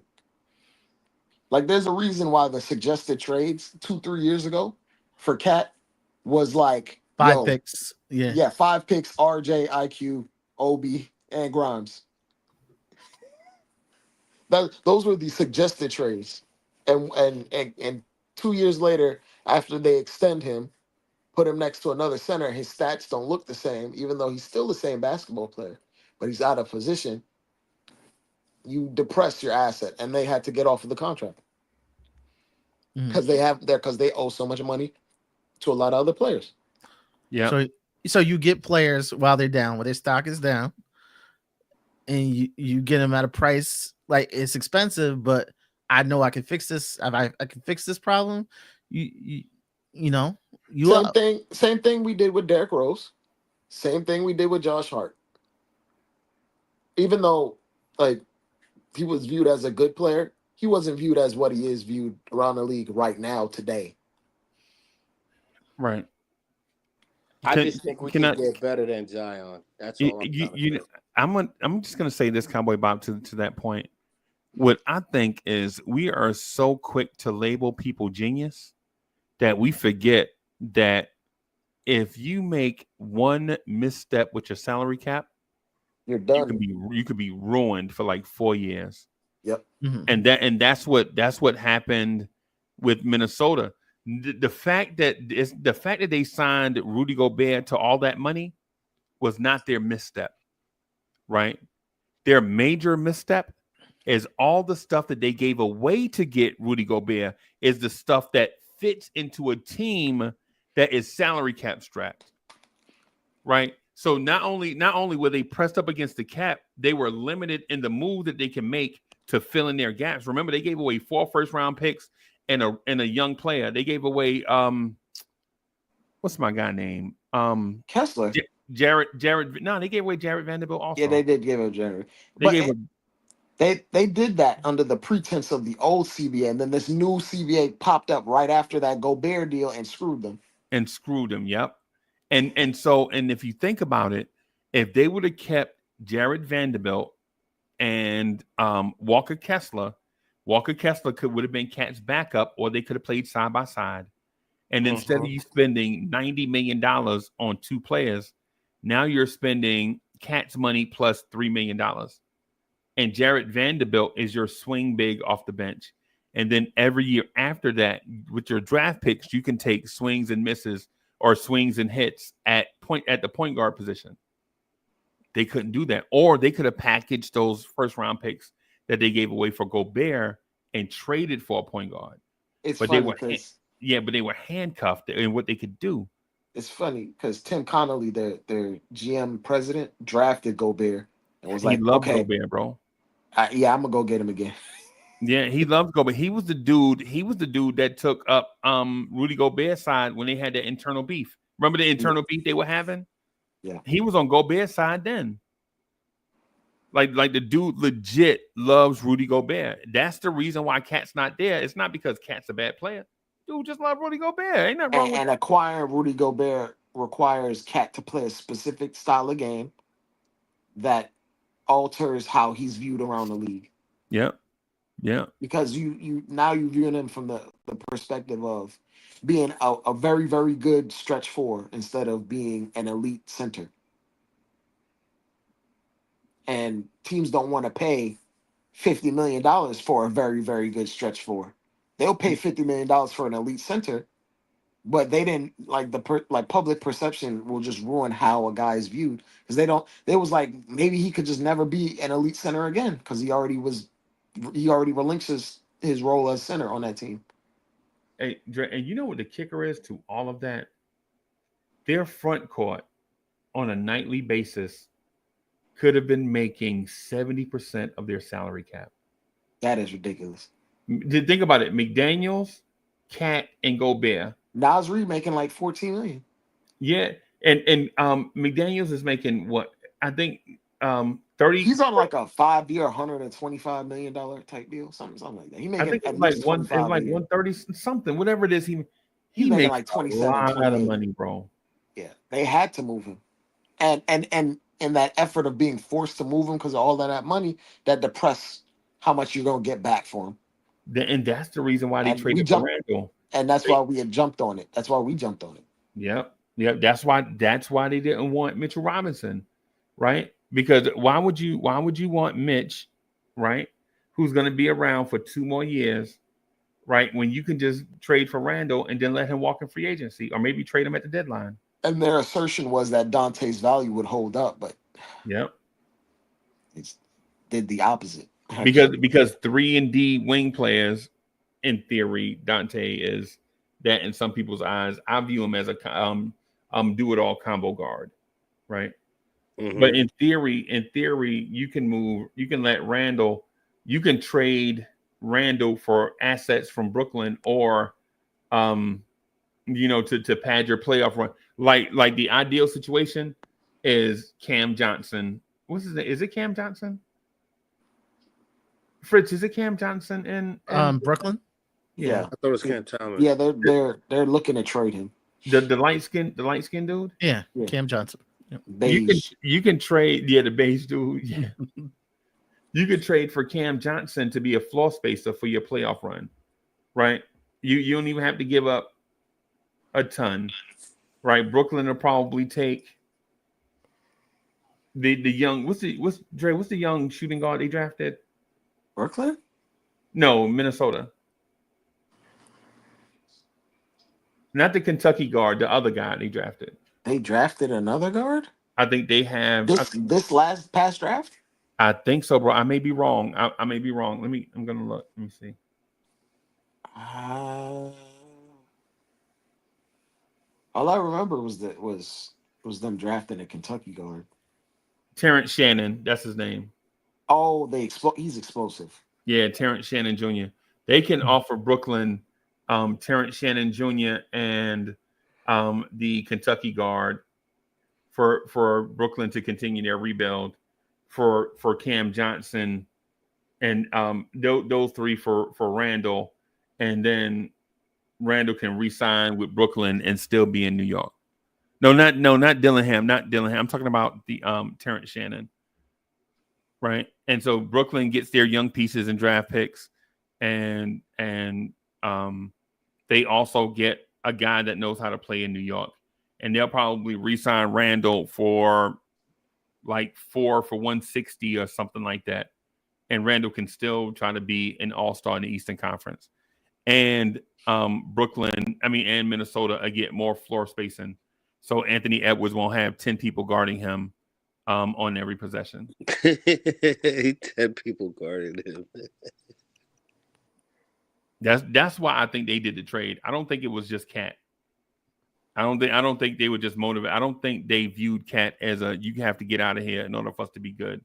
I think they didn't want their draft pick to be stuck at the bottom of the draft in tandem with that. And remember, their draft picks are limited. They gave away a buttload of picks to Utah, bro. Yeah. And then the one draft pick they do get every other year, that would have been dropped to the bottom of the league. Yep. So they were just like, we gotta move him. Yeah. And in that panic of moving him, you're not gonna get adequate value for a man of his talent. It's just how it is. Because not a lot of teams even had the space to acquire him, and us not having any max players allowed that to happen. Right. Any true super max players. Right. And the Randall thing is convenient for Brooklyn because Cam Johnson makes what, about 2/3 of what, or like 80% of what Randall makes, I think. Cam Johnson's on 20. Yeah, I think he makes like 26, 27. Yeah, and like, Randall makes what, 31 or something? 36. He's around 36 now. Randall's around 36 now? I think right now. Is he? I don't think he's that high. I didn't think he was that high. I thought he was at 31, 32. Yeah, he's at ESPN has him at 33. 33. Yeah, that's still a lot, though. It's still more than what I thought, Fritz. Yeah, I thought he was at 31 off the top of my head. Yeah, me too. Oh, you know what? Trade kicker. Oh, yes, he did have the trade kicker. Yeah, that's 15% trade kicker. That's right. Yeah, that's right. Man, that's right. Okay. Yeah, that's what I'm saying. That's why I didn't think they were desperate to get rid of Cat, because they could have just traded Cat to Brooklyn and just got a whole bunch of draft picks. They could have traded Cat to Brooklyn and got the picks the Knicks sent the other day.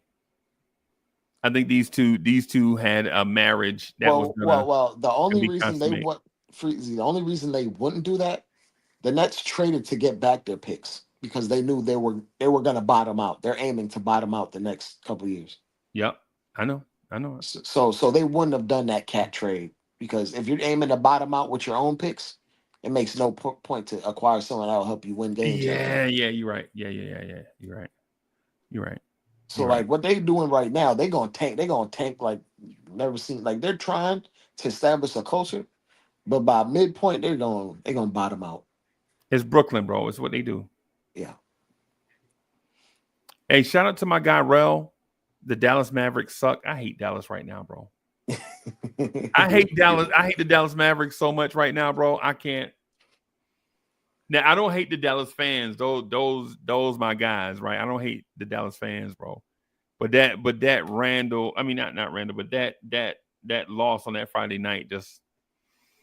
It's like it took the air out the tire. Yeah. Hey, Fritz, you got a trade scenario real quick before we get out of here. You got a trade scenario, something to whet the palate of Knicks fans? Oh, for this, no. Because you showed me the one with Charlotte and all of that stuff. Charlotte. No, I think they're gonna get a couple depressed assets. I think they're gonna get some serviceable players. Our bench is horrible. Our bench, it needs to be deeper. If he's not gonna play the rookies, Yeah. then you have to get some players in there.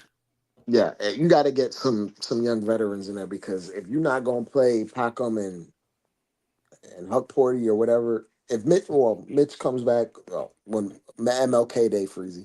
How do y'all feel about Quentin Grimes? Who? Is Quentin Grimes not a fit for us? He might do a spree well to Tibbs, but you know. Nah, for real. He come here and come off the bench, he gonna be pissy again. Nah. Mm. He's one of the guys that almost kind of needs to start because his confidence wavers too much in limited minutes. How do y'all feel about Ochai Agbaji? I like him. I like his game. He's like the bog standard Tibbs wing. Mm-hmm. Yeah, he a thought, bro. He's thick. He runs through screens. He's physical. Yeah. If that's the case, then he's they on help our bench. Let's Toronto. He's on Toronto. Yeah. You would need. The thing is, you need these teams to be sellers. You need these teams knowing They are. okay. We ain't making the play in. They sellers because right now, what's the name is out 3 to 5 weeks. Quickly. Scotty Barnes quickly is out 1 to 2 weeks. Yeah. Yeah, you need teams to be clearly sellers. And maybe Cooper Flag makes some teams clearly be sellers this year. Because last year teams weren't. I'm gonna keep it as real. big With you. sellers. It ain't just Cooper Flag. That whoever's gonna be in that top 6, 7, Yeah. a lot of teams gonna be bottom. Yeah. Yeah. That Like Ace the Bailey top 6, kid. 7, the top 6, 7 of this draft would be the number 1 pick in the draft that just passed. Yeah. Yeah. Yo, I was talking to a dude, bro. And legit, bro, I was like, yo, if this was nameless, I could say Pacom Dadier should have been a top 10 pick in this draft. If we're just talking about like nameless dudes, if you're just saying, hey man, what skill set, would you, and cats be like, yo, you got to give me a bouncy 6'9" athletic wing that can shoot the three a little bit, play some defense. 1 year from high school. Yo, Pacom Dadier fit all of that stuff. Now, I'm not saying he would have been the number 1 pick in the draft, right? That's not what I'm saying.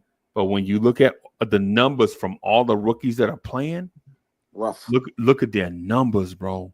Rough. Look at their numbers. You telling me Pacom Dadier couldn't do that? If Pacom Dadier was on the Wizards, he'd probably average like 13 points a game. Yeah. And probably like 9 boards.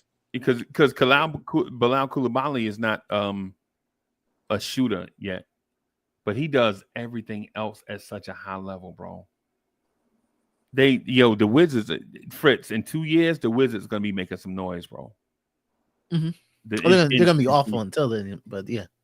In about 2, and they don't even need nothing else. Right now, they have 2 big point guards. They have Kayshawn George and Bub Carrington. Mm-hmm. Right? They have Bilal Coulibaly. Bilal Coulibaly, to me, has Giannis potential, bro. I ain't even gonna front. Yeah. No, they're set up nice because they got a lot of players on the cheap, and they're Yeah. gonna cash out on a lot of these players they just threw on the roster. Yep. Yep. When they trade us Malcolm Brogdon, bro, and let Bub Carrington and Kashawn George play, bro. I'm telling you, bro. Hey Fritz, but I was asking you, I'm trolling you about Malcolm Brogdon. I already know he made too much money, right? But I think the Knicks are gonna trade for Sadiq Bey. That's what I think they're gonna trade for, and it's gonna shock the world. Yeah, depressed asset. Yeah, Yep. Yep. depressed asset. Someone Who who they tried to get before, couldn't get them. You know what I'm saying? Mm-hmm. Little sneaky Villanova connection thing. You know what I'm saying? So, but yeah, how much does Malcolm Brogdon make? Is Malcolm Brogdon a possibility? it makes 22.5. No, he But not. but at the same time, he's a 1-year contract, so I don't see it happening. Yeah, nah, we ain't ready. They want to get a depressed asset that has like another year on it that's also not making a ton of money. Yeah. That's why I was like, A that depressed ass. severely limits the pool. That's why I was like, I'm like scouring what's like another Cody Martin type contract. Yeah, Not Sadiq Bey necessarily don't Cody fit that. Martin. Yeah, Sadiq Bey don't fit that mold. Then, based on what you said, Dre. He does fit that mold, but Yeah, is he gonna no, play in March? I'm talking about his money. I Oh, think his Sadiq Bey money don't is. make that much money. What is he at? 15 mil. I I think thought it was less. 14, Yeah, Less. 13, 14. Who Less. are we talking about? Sadiq Sadiq Bey. He Bey. doesn't make that Sadiq much Bey. money. Oh no, he only makes like 6.5. Oh, 6? Nah, get out of No, here. He I You thought just he serious? made he just like signed. 12 last year. No, he signed with the Wizards this year. He signed because he was on a torn ACL. It was a Yeah, 3-year, $19 million contract. yeah, Oh, What he's is hurt. it? 3 He's years, still hurt. 19 million? He's still hurt. Yeah, I know. Yeah, he's out on the ACL until like March or something like Yeah, that. yeah, I know. I'm talking about the money though. Yeah, 6.5 million. He Oh, took it that's because he crazy. didn't know if he'd ever get a contract again. And he doesn't know if he'll recover for that ACL. So might as well lock in some money, rehab yourself for the next 2 years and try to get some more bread. okay. That makes sense, Dre. Yeah. Yeah, that makes. It, I'm with it you. was the musical chairs going on. That's the best contract he could get. Like, you know what? Let me see if I can get 20 million for the next 3 years. If I never make it back from this ACL, I got the 20 million. Right. Okay. Wow. Do we have 6 mil that we can swap, Precious. Precious. bro? What do you have against Precious? You got the Precious put a Starbucks in your backyard or something, bro? What's happening? but you see the problem we have is if you want to get 6 million, that's 3 contracts. That's 3 minimums. 3 minimums plus. So yeah, the money is like the way our contracts are set up. You either got to trade Precious plus something, or you have to trade Mitch.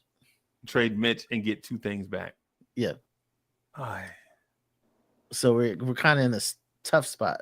I think they're gonna take a couple of those 2 millions and try to get like a 4 million contract. I think they're gonna try to do because just how they're structured, the numbers is bad right now. Right. Oh, yeah.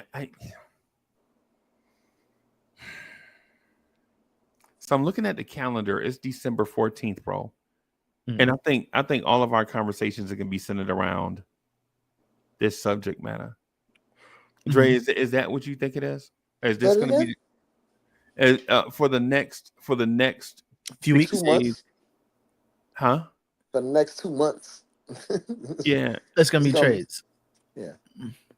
And not only that, the out. Knicks usually trade in end of December, Yeah. Early January. January. Yep. Which is about 5 weeks before the deadline. Yeah. That's 2 weeks from now. Yeah, they trying to beat the market. Yeah, they trying to They beat target. They have like the front office already got their eyes on like 3 or 4 targets. They probably even talking about it already. And they identify who they want and they'll try to view it on a cost to cost analysis and then go with whoever they feel like is the best move. Like no, it's funny. RJ said he knew he was getting traded. He said he knew he was getting traded. So it kind of makes sense why he was playing like he had the quote unquote flu for 7 games Right. leading into that trade. Right. They basically assessed like, yo, we want OG. How can we make this happen? And we were probably talking for like 2 weeks before it actually happened. Mhm. And you know what, Dre? You know what I believed? I always felt like if Mitch and Grimes were not depressed assets, to use your term, I thought RJ would still be here. And it's not because we love RJ that much. It's because I don't know if teams around the NBA valued RJ or could see or project RJ as that. I think RJ Barrett is going to be Caron Butler. You know how like Caron Butler can play, Mhm. and every time Caron Butler played Kobe, he would give Kobe the business, and you'd be like, I'm sorry, I said Caron Butler, but I'm thinking Rudy Gay. Y'all remember when Rudy Gay used to give Kobe the business, Yeah. and and people were like, "Yo, Rudy Gay could play, but nobody would ever give you anything for him." Yeah. The same thing with Caron Butler too. Like Caron Butler could play, but nobody would ever give you anything for him. You remember Anton Jameson? Yeah. Yep. Like a lot of guys that are viewed as empty calorie stats guys. Yeah. Like they'll come out, give you a 35 piece, but not teams are not gonna be completely moved by it. Yeah. On talking about the TNT game, Yeah. the TNT game in the second window where Yeah. it's like the Denver Nuggets and Washington Wizards, and you're like, why I need to stay up late to watch the Wizards? Because Caron Butler about to give Melo the business, right? That's where Ingram is right now. right. Like Ingram's an incredible player, but like, they're not trading for him. And that's unfortunately that's where Randall is right now. Unfortunately, where his perspective is around the league. Yep. Even though he's a much better player than what people think he is, people be like, "Oh, whatever." When he gets his 20, 10, and 5 around the league, they never really respected it. Unfortunately, Right. How did he do tonight? Did he ball tonight? he was balling until he got in foul trouble. I forgot what happened after that though. Oh yeah, that man had 21, 5, and 3 tonight. 5 fouls. Yeah. Yeah, he got in foul trouble, so that kind of neutered how effective he was. But he's been really solid for them. Hey, He's still 27-4. bro, yeah, Fritz, I'm a real quick before we get out of here for real this time, right? I gotta fire a team president. I want you to think about what I'm saying. One team president has done such a terrible job building their franchise that they're about to rebuild for the third time in a 6-year stretch. And I got to fire him. Can you guess what team president I'm thinking about? Third time in 6 years. Yeah. I was going to say the Hornets? 76ers. The Hornets? Are you talking about the Nets? 3 times in 6 years? Yep.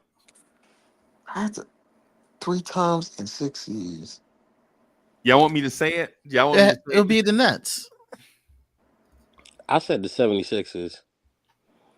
No, the Sixers made the playoffs every year. Like, no. And see the Nets Go for at it. least the Nets at least show promise before they poke a hole in the balloon. Like they'll show promise and they'll be like, this ain't working. You know who I'm firing? In 6 years. I am firing David Griffin. Atlanta.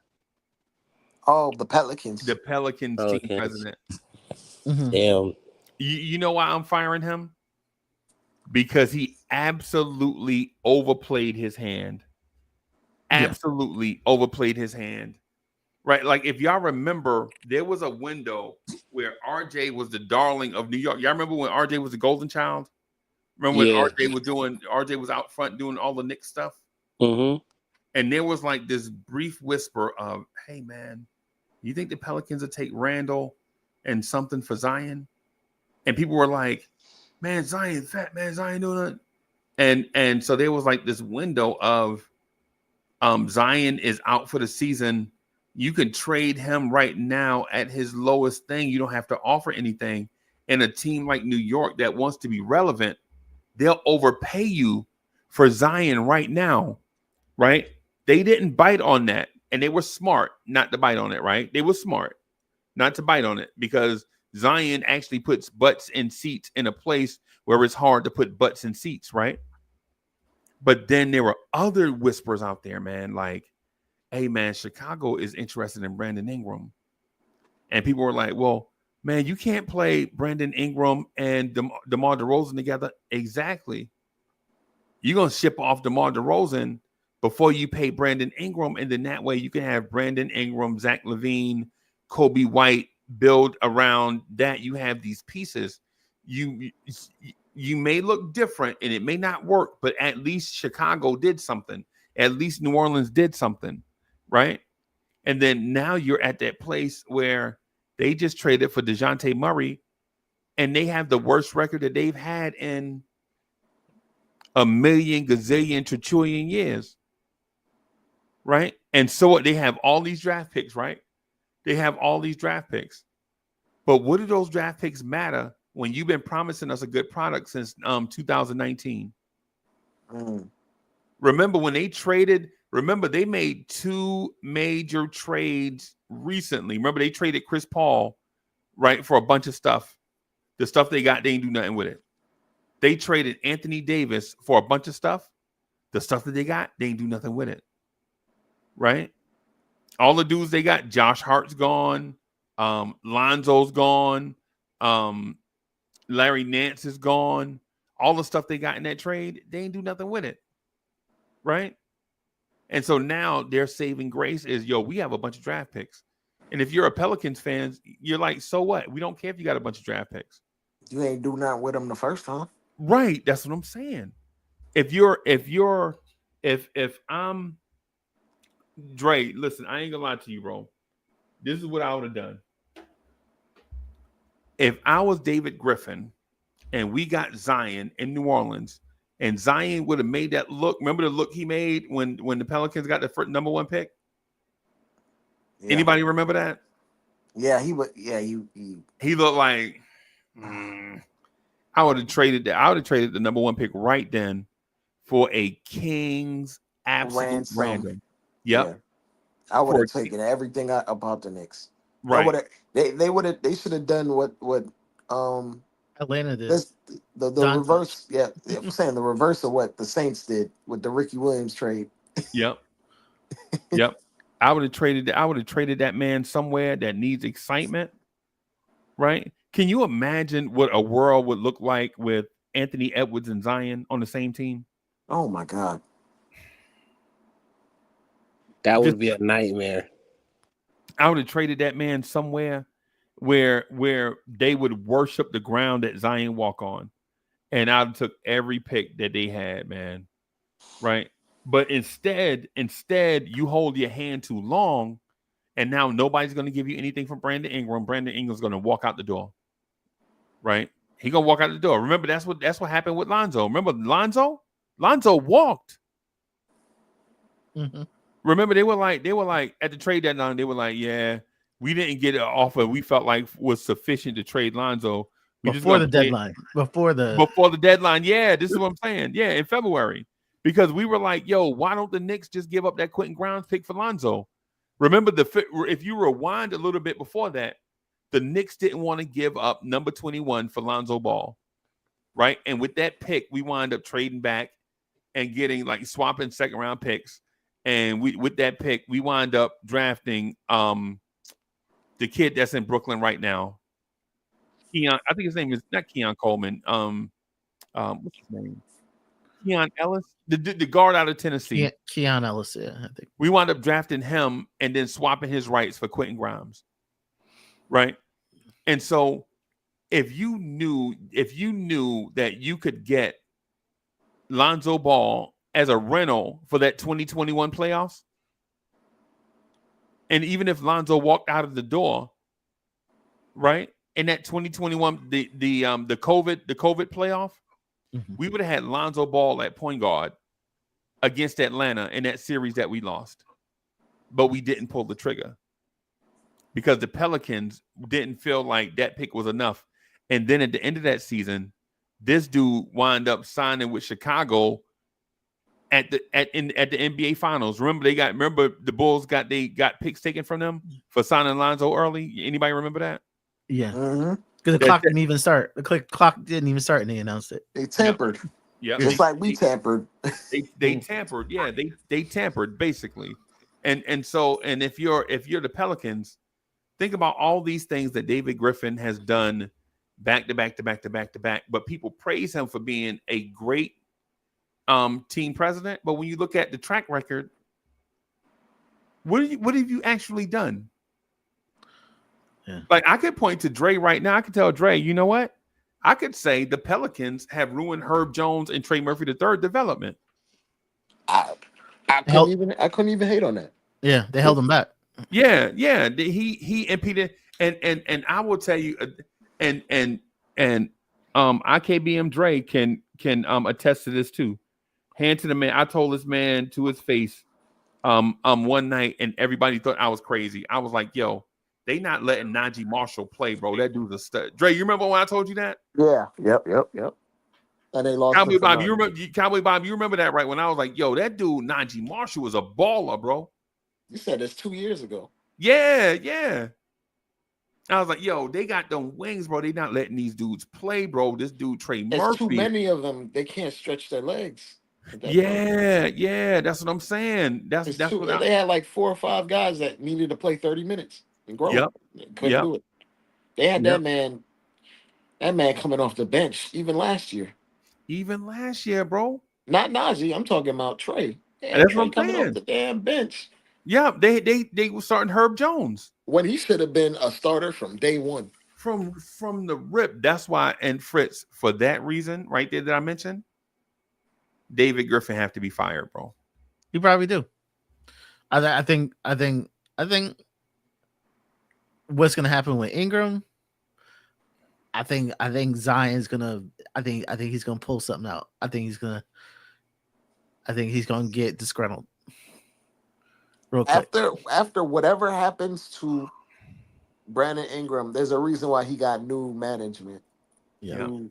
Like he's gonna pull that I want to get traded stuff. Yeah. He's already doing it via like hamstring. And that's the funny part with hamstrings. If you don't want to play, you could just say hamstring. They can't really find anything. They can't really find it, yeah. Unless you pull it all the way off the bone.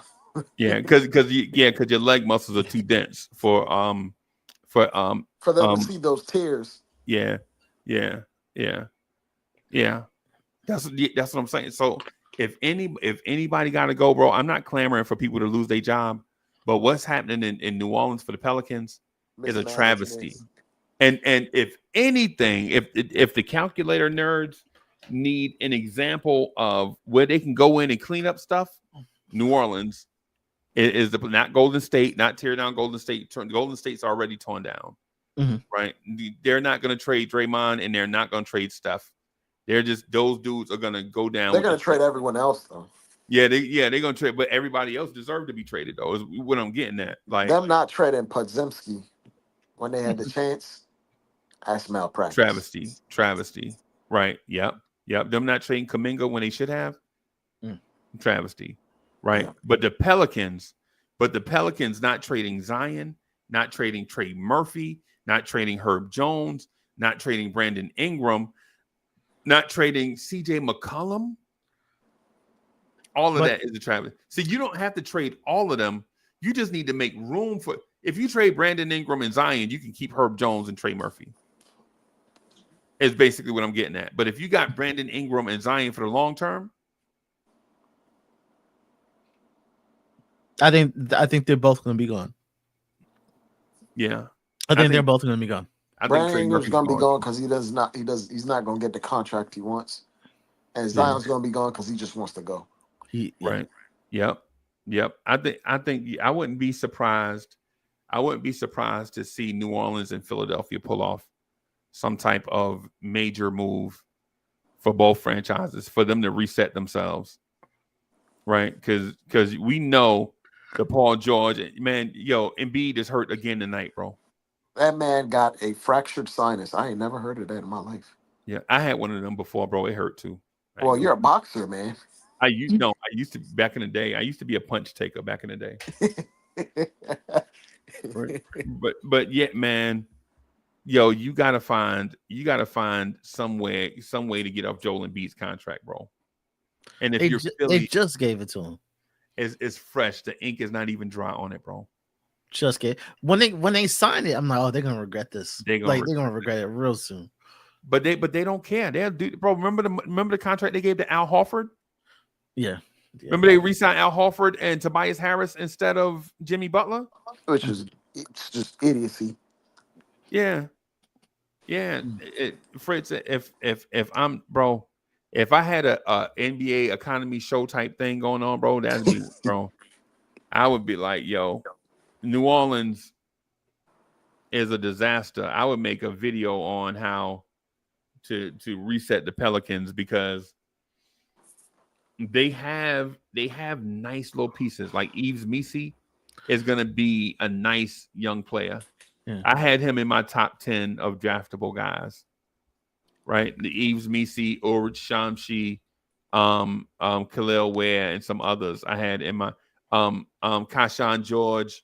I had some guys that I felt like or are should be drafted ahead of what people think they should be drafted, but they ain't going nowhere. As a matter of fact, I think they might be the worst team in the league, right? They are. Yep. Or hovering around it. The Wizards are the worst, actually. They're gonna need to pull the plug. They're gonna need to pull the plug and just start over. Vets sit down and let the kids. You know what Dyson Daniels said? He said they're cursed. Yeah, I saw that. Like, damn. Yeah. He said even when I was there, I had ankle injuries, like all types of randomness. Mm-hmm. Yeah. It's probably because the facilities are second rate. Like are they still, Fritz? They're still using the Saints facilities, right? Oh, I don't know. I think they're still using the Saints office building. Wow. Jesus, I didn't know that.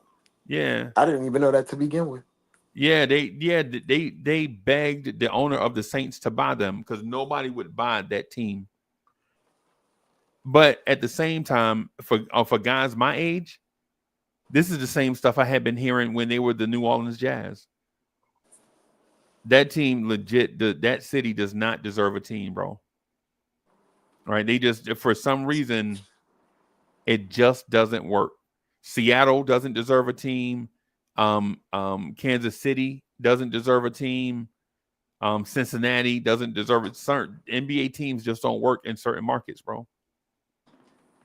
And I know for all the Seattle fans, they hate to hear me say that, bro. They're passionate, but they don't have any money. And New Orleans is the opposite. I mean, well, New Orleans is worse because they're not passionate and they don't have no money. They had to be run by the league for a minute. Yeah. Whereas Utah is passionate and they have money. People forget how much money the Utah Jazz generate, right? Because they have like a 2,000 square mile area that no other franchise is like there's no baseball, no football, no college, no nothing. It's just like a 2,000 square foot area where it's all Utah Jazz and BYU football. And it's a void that they have to fill. Yeah. And this how I know they got money, because all them NIL deals is going out there. Yeah, man. But hey, man, Fritz, that's all I got, bro. When the next time you coming on? I went live today. Maybe Sunday. Okay. Maybe Sunday. Okay.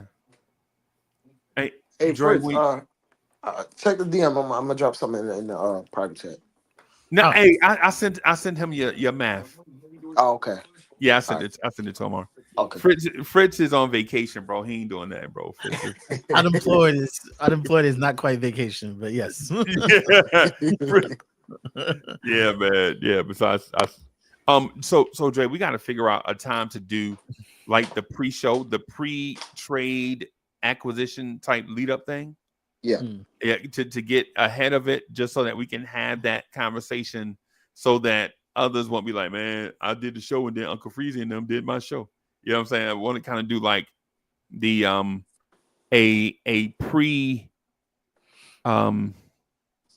transaction Yeah. type. I would love to do it because trying to like anticipate what the front office is trying to do is like one of the best hide and seek type jobs that they try to do, because anytime they do a deal, it's like the most convoluted extra step stuff you've ever heard of in your life. Right. Like Like, they gonna figure out a way to get birds rights from somebody that wasn't even on the roster and Yep. throw them in a trade. Yep. Okay. Denzel Valentine and Solomon Hill. like them dudes, Vincent Poirier and Terrence Ferguson. Y'all remember that trade? We got Vincent Poirier and Terrence Ferguson for Austin Rivers and 2 second-round picks. It's gonna be funny. Chume Okiki's gonna be in a trade, and not even gonna know how. we ain't even gonna know how. Bro, y'all remember that? We signed Austin Rivers to a 3-year, $10 million deal, and wound up trading him for 2 second-round picks, Vincent Poirier and Terrence Ferguson. You talking about Quivers? Yeah. I think it was to Philadelphia. I think we did it was Denver. He was on Denver. It was Denver. No, it was a 3-team trade because we got the second-round picks from another team. Okay. So it may have been Denver. Right? Probably. Yeah, it might have been. Yeah, it was Denver because we played Denver after that, and Austin Rivers. He lit our ass up. Yeah. But Cowboy Bob. So I wanted to ask Cowboy Bob. You got anything else before we get out of here? Think that man sleep. That man gone. All right. So I just wanted to get everybody a little thing before we wrap up. Dre, how about when do the Knicks play next? Sunday Against the Orlando Magic. Right, and then but after that there'll be like 3 days of emptiness, right? Yeah. How about we try to squeeze it in there? Fritz, you want to come hang out with us? Yeah. On Sunday? No. I'm talking about Monday, Tuesday, or Wednesday. Yeah, Monday, Tuesday, Wednesday. Because we have one game in the next 7 days. Oh yeah, sounds good. Okay. All right. Well, everybody, thank you for coming and hanging out with us. I want to thank Fritz from the NBA Economy Show and the Nick of Time Show. Make sure y'all check out my main man Jay Ellis and those folks over there that do fine work. Of course, thank you to Dre for coming through and holding it down with all the facts and data. Cowboy Bob and everybody else, man. Just want to say thanks. We probably gonna holler at y'all Sunday morning, old school Knicks probably. And on that note, man, I'm out of here, y'all. We out of here, y'all. Peace.